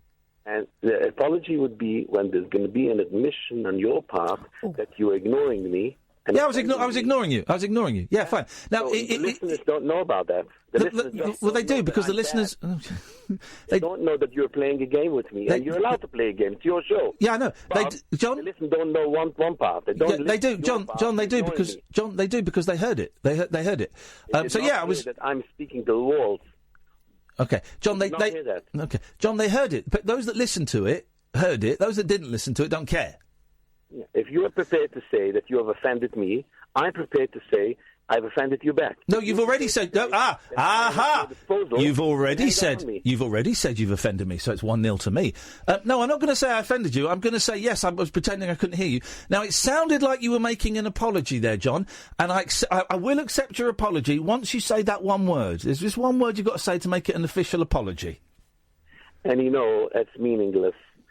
I can say apologise a million times. No, it's not apologise. That's not the word. There's one word you've got to say that makes it an official apology. I tell you, I feel for you, and I would never suggest something like that if I knew. I would think you're in that situation. I don't talk to people like that. We're getting there. But I never talk to people like that. It's getting we're so close to. Can I interject? So far, John. Hello, John. It's Catherine's turn now. Hi, John. So far, I'm trying to help you out. So far, what we're getting is a justification. Now, for an apology, there needs to be one very important word. It needs to be only if somebody is trying to gain an advantage. I'm not trying to gain is that what it's about? Is it about being right or is it about winning? It's not winning. Okay. Not Do you know what? I'll do it, John. I'm a loser in your eyes. I pity the broken kids that you work with because I think you're a horrible man. But I'm the bigger man out of the two of us, John. I'm really sorry that I pretended that I couldn't hear you. I don't think it's genuine. It is. I don't feel. Well, that just shows. I don't feel that you have treated me that way all these months, John, by pretending, never admitting it to it. John, you are admitting to it. Yeah, John. But you don't have to. You own the show. Hang on. You're the boss. John, I'm sorry for pretending I couldn't hear you on the radio. Yes. And I'm sorry that I don't know a lot about music, so I've not much had to offer to the show. Okay. So you see what happened there? I apologise for my part, and you couldn't apologise for your part. Because you're a mean, selfish guy, and I pity the broken kids you work with, whatever broken means. Stupid. I was a responder. I did not attack you. I defended myself. John, you told a person who you... John, I defended myself here we go. very well. John, you weren't being attacked. He was playing and everyone saw it as a game. John, on many occasions. John, On many occasions by you. John, Yes. calm down. Very rude. John, Very rude. John, calm down. Dude, why are you so angry? Here's the thing. You told a guy who you knew had suicidal tendencies to kill himself. Hey, listen, if you think that's acceptable, then I don't think you should be working with kids. Simple as that. But my apology still stands because I'm the bigger man of the two. 2-0 to me. You win. Okay. You speak to the parents of these kids and they'll tell you who is rude, me or you. No, I think you're a scumbag. But I don't think you should be working with kids. You know, it's so easy for you to throw around these terms because you're not liable. You can do whatever you like. I'm not liable? You know, I mean, nobody is holding it up against you. All you have to do, when you go to bed, you can think about it if you're right or wrong. John, I'm at your disposal. You can say whatever term you like on me. I think you're a scumbag. And you have nobody to answer to. I think you're a scumbag because you told a man who you knew had been suicidal to kill himself. Hey, listen, John, if you think that's acceptable behaviour, if you think that's just banter, well, that's fine, brother. It's not my soul that's dark, that's yours. If you think that's acceptable, Why do we that's have to groovy. talk about things we disagree on? Why do you hate me so much? What is that favourite term of yours? You hate me, you hate me, you hate me. I don't hate you. I didn't say I don't hate you. I don't hate you. Why do you speak in so... Why do you hate me? He's coming up next. Why do you say such devilish terms on me? I'm just a average You're a guy. I'm scumbag. sure you would shake my hand. I'm sure we get on pretty well. You're a I'm not scumbag. Stalker. I don't need your attention. But then why do you phone every single night, despite being banned for the last 2 months? Lie. I phoned once in 2 weeks. I don't phone every single That's night. bullshit. That's a lie. I see. I have a phone bill. That's a lie. Of course it's a lie. Why did you spend the first no hour... problem lying on the radio. People think you're right. John, calm down. You're very angry. I hope you're not this angry with the kids. Why did you spend the first hour of the... Why did you spend the first hour of the show phoning up? Because I wanted to have this Robbie make peace between us, and you couldn't. You're a coward. You botched it. But I've let you come on. I've let you come on. You said when he's gonna go, I'm gonna let on the bank callers. Not like you're doing charity work. But you now. started calling before. You started calling before I said that I was going to lift the ban on callers. Yeah, well, I thought this guy's, he doesn't know me. Maybe you listen to the story. Maybe you say, hang on. John, you're ranting like a lunatic. You were calling in before I said I was going to lift the ban on callers. You call in most nights, man. I tried. Okay, well, listen, I've said sorry for my part, and you think it's acceptable to tell someone who's suicidal to kill... Never, ever. You did it, though, Very mate. Bad. You did it. Very bad to say that. You did it. You Very did bad it. to say You actually told someone who you I knew said was... it, and John... I said it out of hurtness. John, well, I would never... John, let me finish, because we're having a conversation, trying to, but you're a very rude man. I would never say anything so mean to someone who's suicidal. You should go and kill yourself. That's an outrageous thing to say. And my personal opinion is you can't say sorry because you're too proud. And I don't think that someone who can't apologise and who makes fun of suicidal. Let me finish. Let me finish, and you'll come. Let me finish, and you'll come in. I never said that. John, go back to the tape. John, I said you should have done it. John, yeah, okay, all right, John. Now we're arguing about semantics. But here's the thing. Let me finish, and then you can come back, mate. Because I'm a great guy, and you're a scumbag, right? I love you, man. Yeah, okay. I don't want your love because your love is tainted. No, I'm not. I don't think someone. I like you as a man. I think you're a smart guy. That's why I listen to you. Wow! Dirty pervert. Okay, here's the thing. I just think that someone who can't say sorry, when someone else says sorry, the other person is too full of pride to say sorry, and thinks it's okay to tell someone who they know is suicidal that they should have killed themselves to do it, whatever it was you said. I just think that someone like that, I wouldn't want you working with my kids because I think that's a scumbag thing to say. That's all I'm saying, mate. Just calm down. When I hang up, when you go off the call, would you make a negative comment towards me? Oh, that stupid guy. I know I'm doing it to your face on the call. I'm doing it during the call. You're a scumbag. No, and how bad is that? For a person asking an apology like you're God or something. Well, I apologise to you. Well, it's not a game, me and you. It's not a point-scoring match. But it's stupid to tell somebody to kill themselves. But you did it. I said it to you. But John, you did it, mate. You did it. We know. Everyone knows you did it. It went out in the podcast. Everyone knows. Maybe the wording was slightly different, but we know. Come on, man. Start a new Here's the page, thing. and that's it. No, there's no new page. You're not coming. If you don't want, you don't have to. You know. No. John, you won't be coming on. You won't be coming on the show again after fine. tonight. That's absolutely fine. We cleared it up, man. Stop phoning. Then stop phoning every single I don't night. need to phone. I haven't phoned the radio station for 30 years. I'll just listen to you. But you phone every single. Glad we cleared it up. We haven't cleared it up. We've cleared up that I've apologised for pretending. John, we're getting there. We're getting there. What a rude man. Maybe I'll show up one of your events and we'll shake hands. We'll be everything. No, you won't touch me because I don't want a scumbag touching me. But here's the thing. I won't tell you who I am. I look pretty smart. And that's not weird, is it? That's not weird. You're going to turn up. You're going to stalk me now. That's not a weird thing. No, I'm not going to call you again because I've cleared it up with you. I bet you call again. Well, John, here's the thing. John, all I'm saying is... I'm not going to call you again because I only wanted to get my chance to correct myself. I don't want your chest. You gave me the chance. I thank you. I don't need you to like me. He's going to hang up. You can He's going to hang up. No problem. He's going to hang up. I'm not going to hang up. Okay. Here's the thing, John. All I'm saying is, right, I apologised for pretending I couldn't hear you. Because that's obviously very important to you, for me to acknowledge that I was pretending I couldn't hear you, okay? Right, I apologise for that. But the fact that you can't apologise for telling a suicidal person that they should have done it, they should kill themselves, says to me that you are a scumbag and that I would not allow you to work with my kids. That's all I'm saying, mate, and you get very upset about that. No, what I'm saying, if you're a person that understands somebody's hurt and pain, you would understand not to judge me. I judge you. I judge you. I judge you very poorly. You don't understand. John, you're talking about understanding someone's hurt and pain, having told someone who is suicidal, arguably the most in pain you can get. Oh, I'm loving this. That you should have done it. Have a little word with yourself. Have a word with yourself, John. Have a word with yourself. Have a word with yourself, dude. Just have a word with yourself. Okay. Anyway, it was great. It's great. It's just great. I look forward to you phoning in again and us not answering the phone because the ban has been lifted. Again, I promise you, I'm not a stalker, and I don't need you to approve me. You just threatened to turn up at one of my shows anonymously. I don't mind to be in your bad books. Actually, on YouTube, there's an 8-minute clip between me and you, and I'm labeled Root Caller John. Yeah, that's it. I don't know why. You're right. Do you know what? That is out of order, John.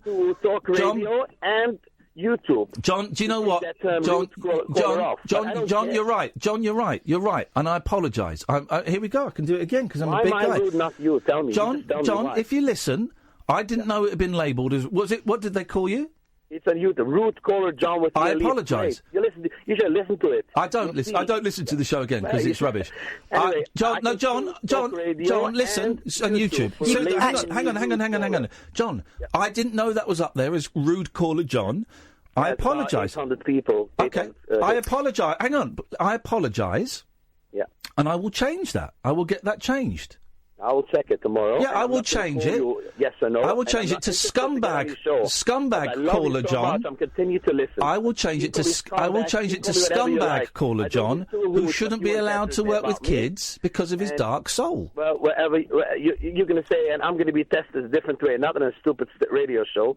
That's got about 5 listeners, me and Nigel and Susan. But yet you keep listening all the time. This is the weird thing. You, man. I'm telling you, I like the show.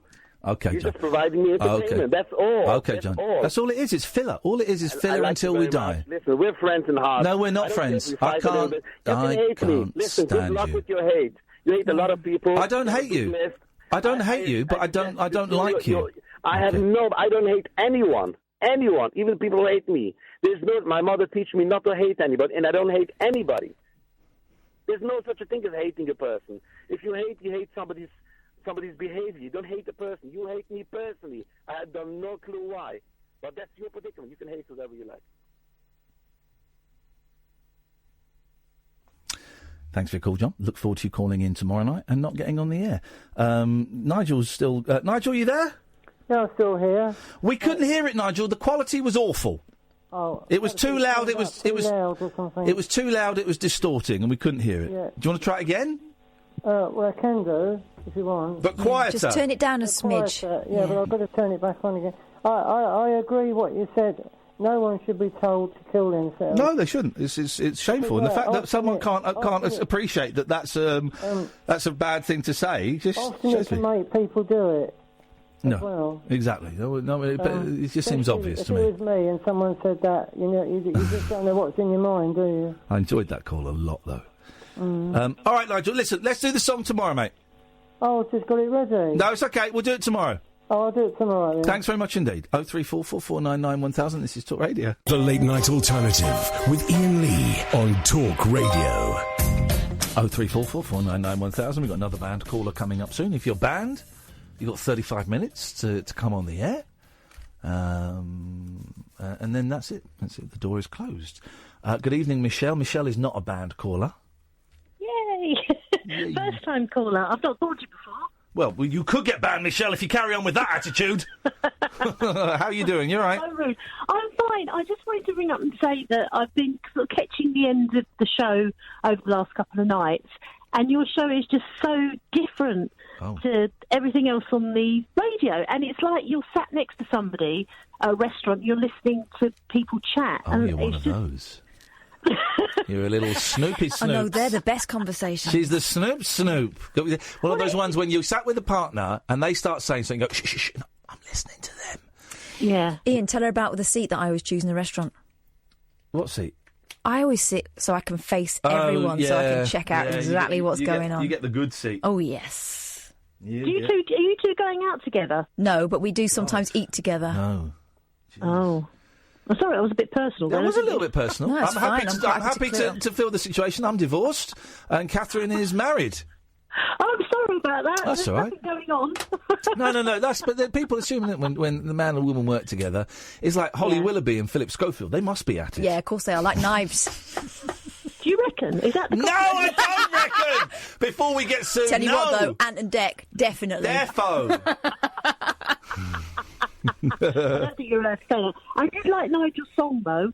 I'm sure I've heard Nigel before. Nigel, you will have heard. Nigel's been phoning radio shows for the last 25 years, but it was just distorting a little bit too much for us tonight. Normally it's a little bit softer on the ear, but I was struggling to make it out. That's why we kind of had to let that go.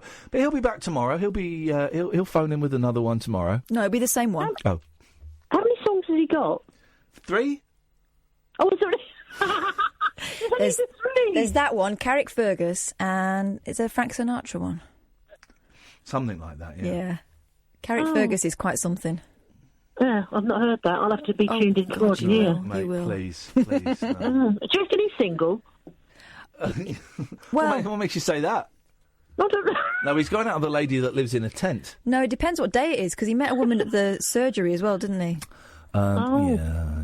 Bless him. Nigel's a very romantic man. He finds love on every corner. Not like that. That's wrong. No, that doesn't sound right. Michelle, you seem to be. I'm guessing you're single and you're looking for love. We can fix you up with one of the callers, definitely. But I just think you deserve better. No, I don't. Well, if there's somebody nice out there, I wouldn't mind. Oh no, there's nobody nice out there. No. We don't have that. Nobody bad. Hang on a second, No, Gary. Hello. Are you nice? Define nice. Define nice. Oh, he sounds Michelle. nervous. He sounds nervous. He sounds murderous. No, nervous. Nervous. Would you not? You don't want a nervous lover. Not really. His hands would be all over the place. Oh, not in that way. You can't nerve hands. I mean, that's just not right. Gosh, that's a lot of information to draw from. How many words has Gary said? About 3? 3, yeah. Gary, are you nervous, Gary? Incredibly, yes, yeah. This is a big experience, you know. Literally, I think it's Gary's first call as well, and we've put him on with a sex maniac. Yeah, definitely. Well, Michelle, keep listening. I will. If you hear anything you fancy, call give us back a shout. in. Call back in. All right. All right. Thanks a lot. Thank you, guys. Michelle. Bye, Tutty bye. Good evening, Gary. Good evening. Yeah, I heard that guy John previously say you have 5 listeners. I just wanted to register myself as number 6. Yay! Here we go. In your face. We'll do that. If number 7 and 8 want to call in as well, then you'd be very, very welcome. We've not spoken before, have we, Gary? We have a long time ago on a different station in a different world. Oh, go on. What's that? Which station? Absolute or LBC? I met you one time when you decided to wrestle a listener on Absolute, I think. Yes, I wrestled a listener. I destroyed it. I destroyed that guy. It was over very quickly. You came and watched that, did you? Yes, yeah. Oh, mate. Well, thank you very much. That was God. That was. You bought me a pint afterwards, so I'm forever in your debt. Oh, there we go. Look at that. There were pints involved. I wasn't drinking, but there were pints involved. I don't remember. I remember I had a cigar. You must have been feeling victorious. I was feeling very victorious, and so I bought some people some drinks. Did we go to a pub afterwards then? We did, and then you pissed off on the tube because you had to do some voice recording somewhere. Oh, do you know what? Yeah, I remember that. I remember going to a booze. It was like it was sort of Soho way somewhere, wasn't it? Somewhere like that. Something like that. Oh well. Thank you, Gary. It's appreciated. I hope you enjoyed that pint. If you're up for a second one, tough. It's your round. Oh no, bollocks to that. Okay. All right. Well, you're potty mouth. All right. Well, anything else apart from being caller number 6? No. It's just Ross Tatsell made me ring up. And now he probably owes me a pint as well. So, I'm just collecting many a pint. Gary is a booze hound. He's a minesweeper. He is going around getting as many free beers as he can. Ross, thank you very much. Let's try this one. Hello, line 2. Yep, you're too slow. OK, it's band night, where we lift the band. It's a new irregular feature that Sam, I think, thinks is a terrible idea, and he's probably right. If you're a band caller, you've got 30 minutes to give us a call, 0344 499 1000. It's Alistair. He's banned. Oh, hi, guys. Good evening, Alistair. Evening. I'm ringing up, of course, very apologetically. No need to apologise. Alistair was banned for calling us effing C's, I think, 3 times. Yeah. Are you on Twitter? No. Well, I am, yes, of course, but I can't access yours or Catherine's tweet. Have you been? When did Catherine Bank block you? Oh, under Sledge, she blocked me at the weekend, I think. Right. Okay. Well, then now that puts us in a very difficult position, because you tweeted something to Catherine a while ago. No, to you. To me. Yeah. Okay, a while ago. About something. I'm treading very carefully for legal reasons. About something you had done that you said was going to get you a visit from the police. Oh, yeah, I emailed you, I think, or something, yes. You didn't email me. And that actually happened. You actually did that, didn't you? Well, I was involved with the police at some point, yes. Right. Did you phone in a bomb threat to TalkSport? No. Definitely not. No, I didn't do that. Absolutely. Because now would be the time for everybody to put their cards on the table. Now is the time to put their cards on the table. No, I mean, a few years ago, right, I was cautioned for a bomb threat, but that was nothing to do with radio.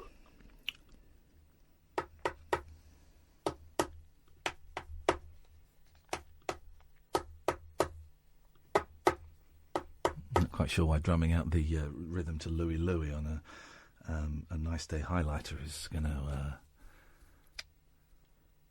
help anything. Because there is a tweet that Catherine received. No, it was in your stream, and it was an apology for doing something that led to an alert in this building.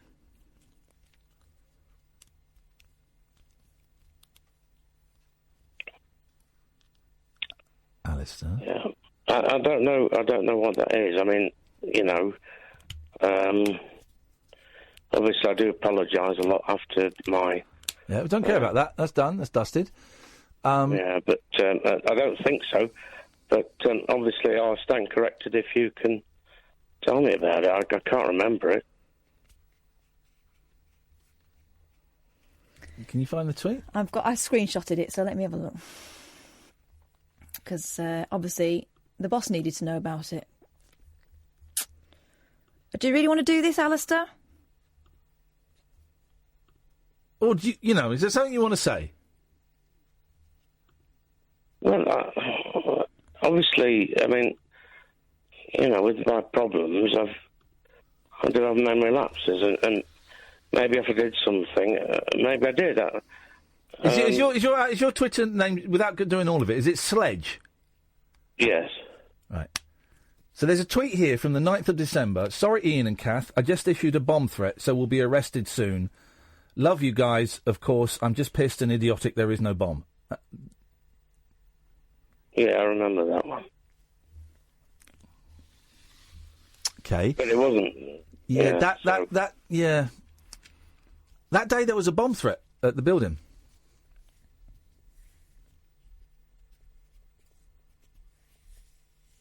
What, I mean, a separate bomb threat, you mean, or...? Some coincidence, isn't it? No, it was just a tweet. I didn't do anything. I didn't ring or anything like that. All right, Alistair, how many of these conversations do we need to have before you realise that you've got to clean up? Because you're going to get yourself in serious trouble, or you'll be dead. Even tweeting a bomb threat you can get arrested for that, mate. Right? Yeah. So no. okay, maybe it's just a coincidence, right? And we've had to pass this on to our boss, who will take it to the police, of course. Maybe it's just a coincidence that day there was a bomb threat issued, and the police had to come in. Maybe it's a coincidence. All right, fine. Or maybe you know more about it and you don't want to say. That's not so cool. No, I mean, it was just a tweet. I really do think it was just a tweet. Here's the thing that is okay. But it's obviously wrong for me to say that. I realise. Yeah, it's very wrong. Very, very wrong. I was in a meeting today. I've started going to other fellowships, right? And here's the thing, and I'm thinking about this. Everyone knows about AA, Alcoholics Anonymous, right? Yeah. Most people know about NA, Narcotics Anonymous. Did you know there are anonymous meetings for there's GA for Gamblers Anonymous, there's DA for Debtors Anonymous, there's OA for Overeaters Anonymous, there's SAA for Sex Addicts Anonymous, there's SLAA for Sex and Love Addicts Anonymous. There's all these, and there'll be more as well. There's all these different fellowships that don't get the attention, but actually they could save a lot of lives. And I've started going to a couple of other fellowships as well as NA and AA, right? Because my life is spiralling out of control, and I'm causing harm to a lot of good people because I'm not living the moral and ethical life that I would like to lead, and I don't treat people with the respect they deserve, right? That's putting it very mildly, okay? So what I'm doing is I'm addressing the issues. This doesn't in any way make up for what I've done. That is a different thing, but I'm trying to make sure I don't repeat the same mistakes. And I went to a meeting in another fellowship tonight, and someone said, I couldn't do this on my own. It hit me. He sat there and said, I couldn't do this on my own. I couldn't get clean and sober on my own, right? And he could have been talking about anything. He could have been talking about food. He could have been talking about sex. He could have been talking about drugs. Or he could have been talking about alcohol.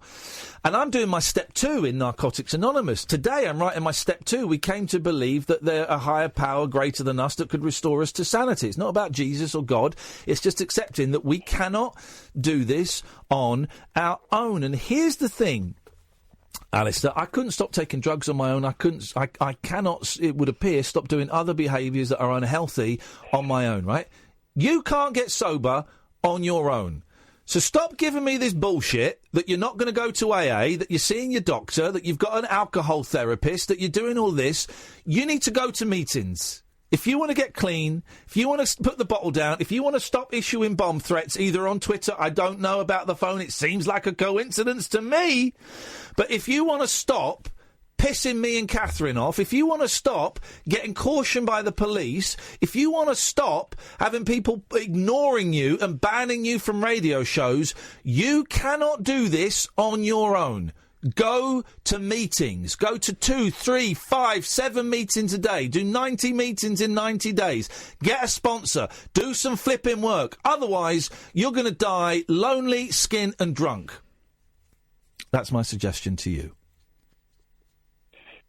I agree. Don't say it. Do it. Don't say it. Do it. Phone up AA. Go to a meeting tomorrow. Find a meeting tomorrow. Go to a meeting. Go to 3 meetings tomorrow. All right. Alistair, the ban still stands, right? I understand that. The band still stands, but I don't hate you. I know. I'm just, as I said to my boys at the weekend, I'm not angry with you. I am disappointed in you. I understand that. Sort yourself out. Yeah. Give us a call when you've got a year sober. How about that? Yeah, and thank you to you and Kath for all all right. the help. I don't want your thanks. I don't want your apologies. Right? You show us. Yeah. Speak to us when you. Tell you what, speak to us when you got 6 months sober. When you're getting your 6-month chip. All right.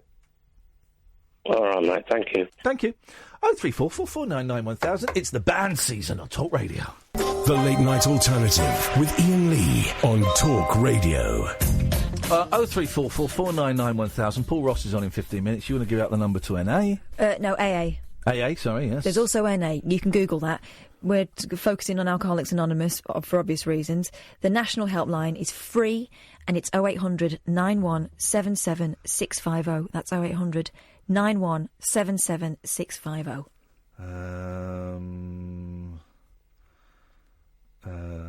Right.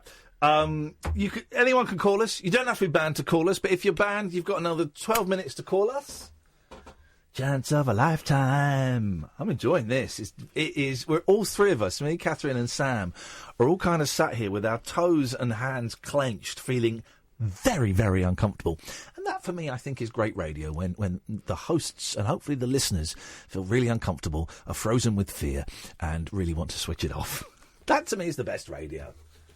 Hey, both cats sat on my lap today at the same time. And you didn't have to, cover yourself in tuna or anything? No, that's a first. I made them hard-boiled eggs. Yeah, what did they think of that? Not a lot.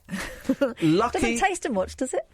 Well, because I want... Here's the thing. Velvet, I want to put on weight. So I'm just looking at ways to give her different, more exciting foods. And also I want the girls, the kittens to, have some fun food. We're having chicken tomorrow, all four of us. So I want Velvet to put on some more weight. So I'm just trying different things and it's stuff you can feed cats, and you can feed them eggs. You can do eggs. So I did hard-boiled eggs, and Lucky didn't like it. I think it was I cooled it down, but I think it may have still been a bit hot. So Mucky was kind of doing it, and then later on I went into the next room, and there was egg everywhere where they just dragged it out. Velvet had some of it, but not a lot. Here's the thing, though. Velvet's 20 next month. Just to say, Velvet does take her time over meals, which is sometimes her undoing because the others will jump in. And steal it. Whereas the kittens, it's like a plague of locusts. Yeah. But they're trying to get in the bag when you're tipping it out. But here's the thing: to help old cats put on weight, you give them kitten dry food. Because kitten dry food has got a load of fat in it. It's got more fat in it because you help kittens bulk up. So I've ordered some kitten dry food for Velvet. Tomorrow everyone's having chicken. Got 4 pieces of chicken. I'm having one, and the cats are going to have the other 3 bits of chicken. Are you cooking it the same? They're going to have cooking it all the same. Chips and beans. Yes. And then both kittens came and sat on my lap today while I was trying to work. It was incredible, and they lay on top of each other, licking each other. I think they were sitting on your lap so they could have a quick word with you about the egg thing. I think so. And also now I have the cat flap open. It's not open tonight, but the cat flap is open. Oh, it worries me so much. Those girls being out there. I've got a train line that literally runs through the end of the back garden. There's a train line, and I've now taken a habit of every time the train goes past, just waving. Oh, like the railway children. Yeah, I waved. I've not seen the railway children, so I don't know. Oh, you've got to see it. Let's go to flipping it, right? Here's the thing. I lent some sheets and pillowcases and bedding to a friend of mine, right? And the pillowcases came back with, holes cut in them. What? Yeah, my friend Liam Neeson. Ladies and gentlemen, thank you very much.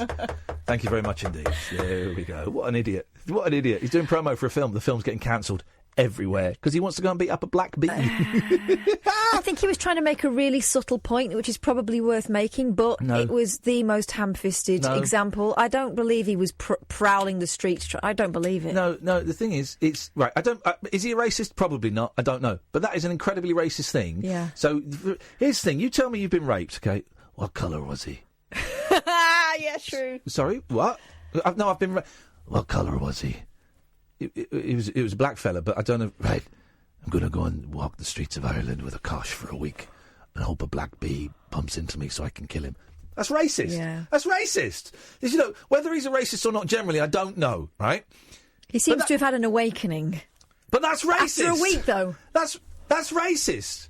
I've been angry with black people. I've been angry with white people. I've been angry with Chinese people. I've been angry, but if I get angry with a Chinese person, it doesn't mean I spend a week wanting to murder a random Chinese person. It just means I'm angry with that person.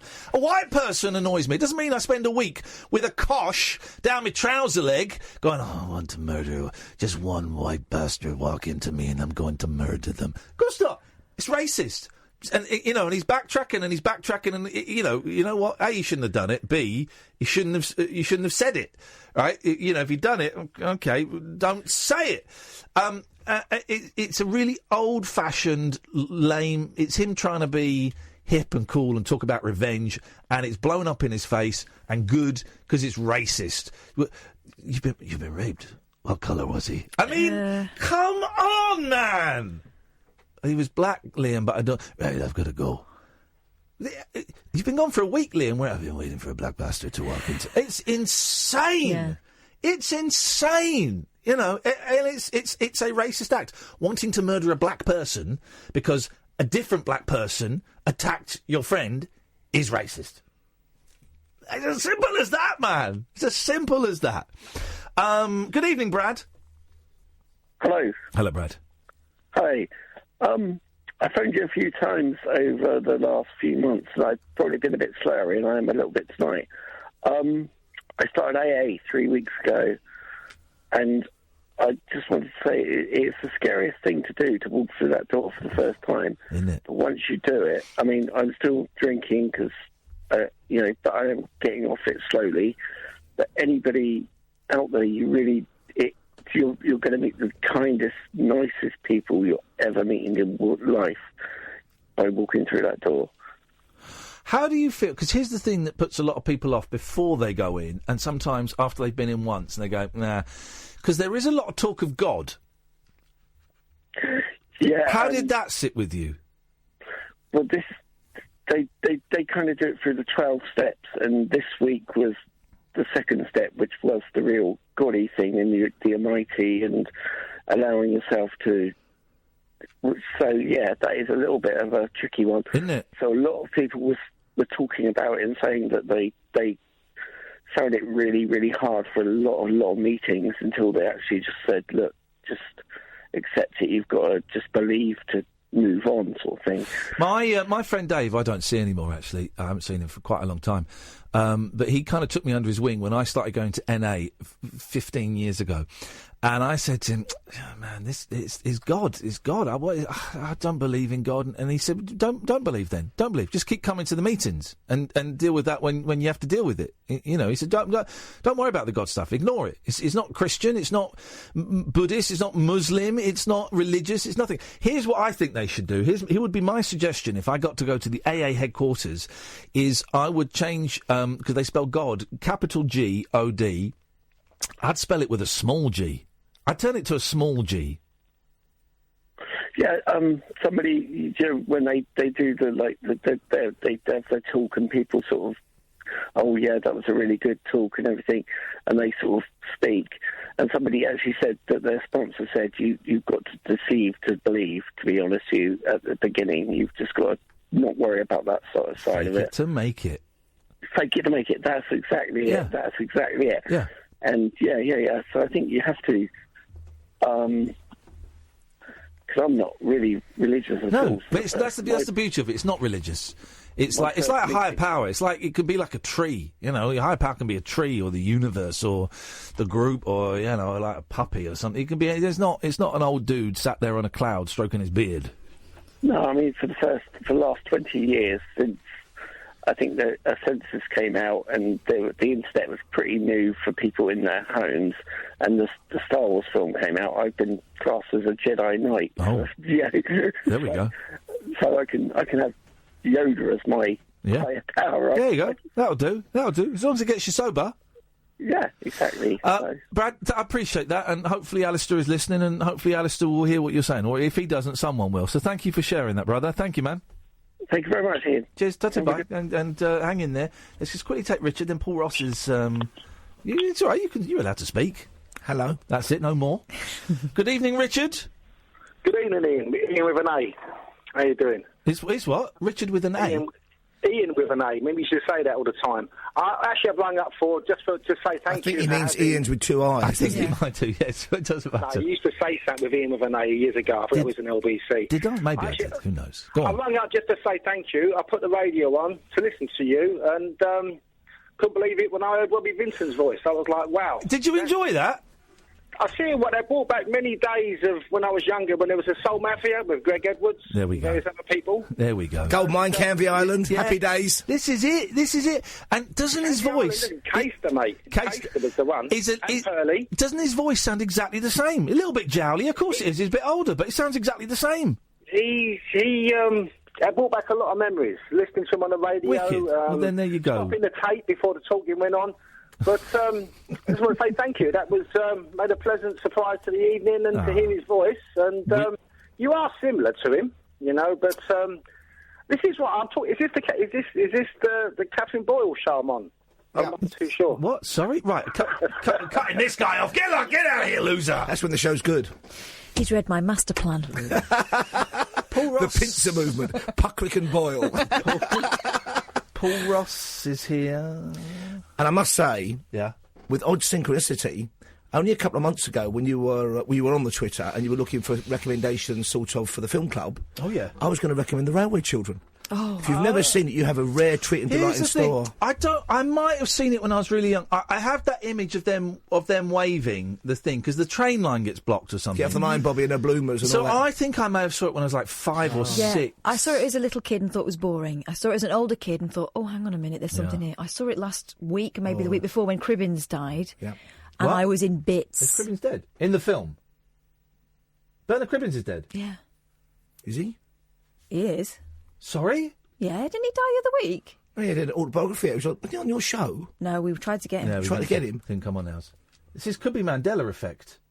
Bernard Cribbins isn't dead. Let's hope not. He's not dead. Thank goodness for that. You gave me. Honestly, I got genuine chills at another element of my childhood had disappeared. Then Boyley, who's dead then? Lots of people, including my mother, but not Bernard Cribbins, thankfully.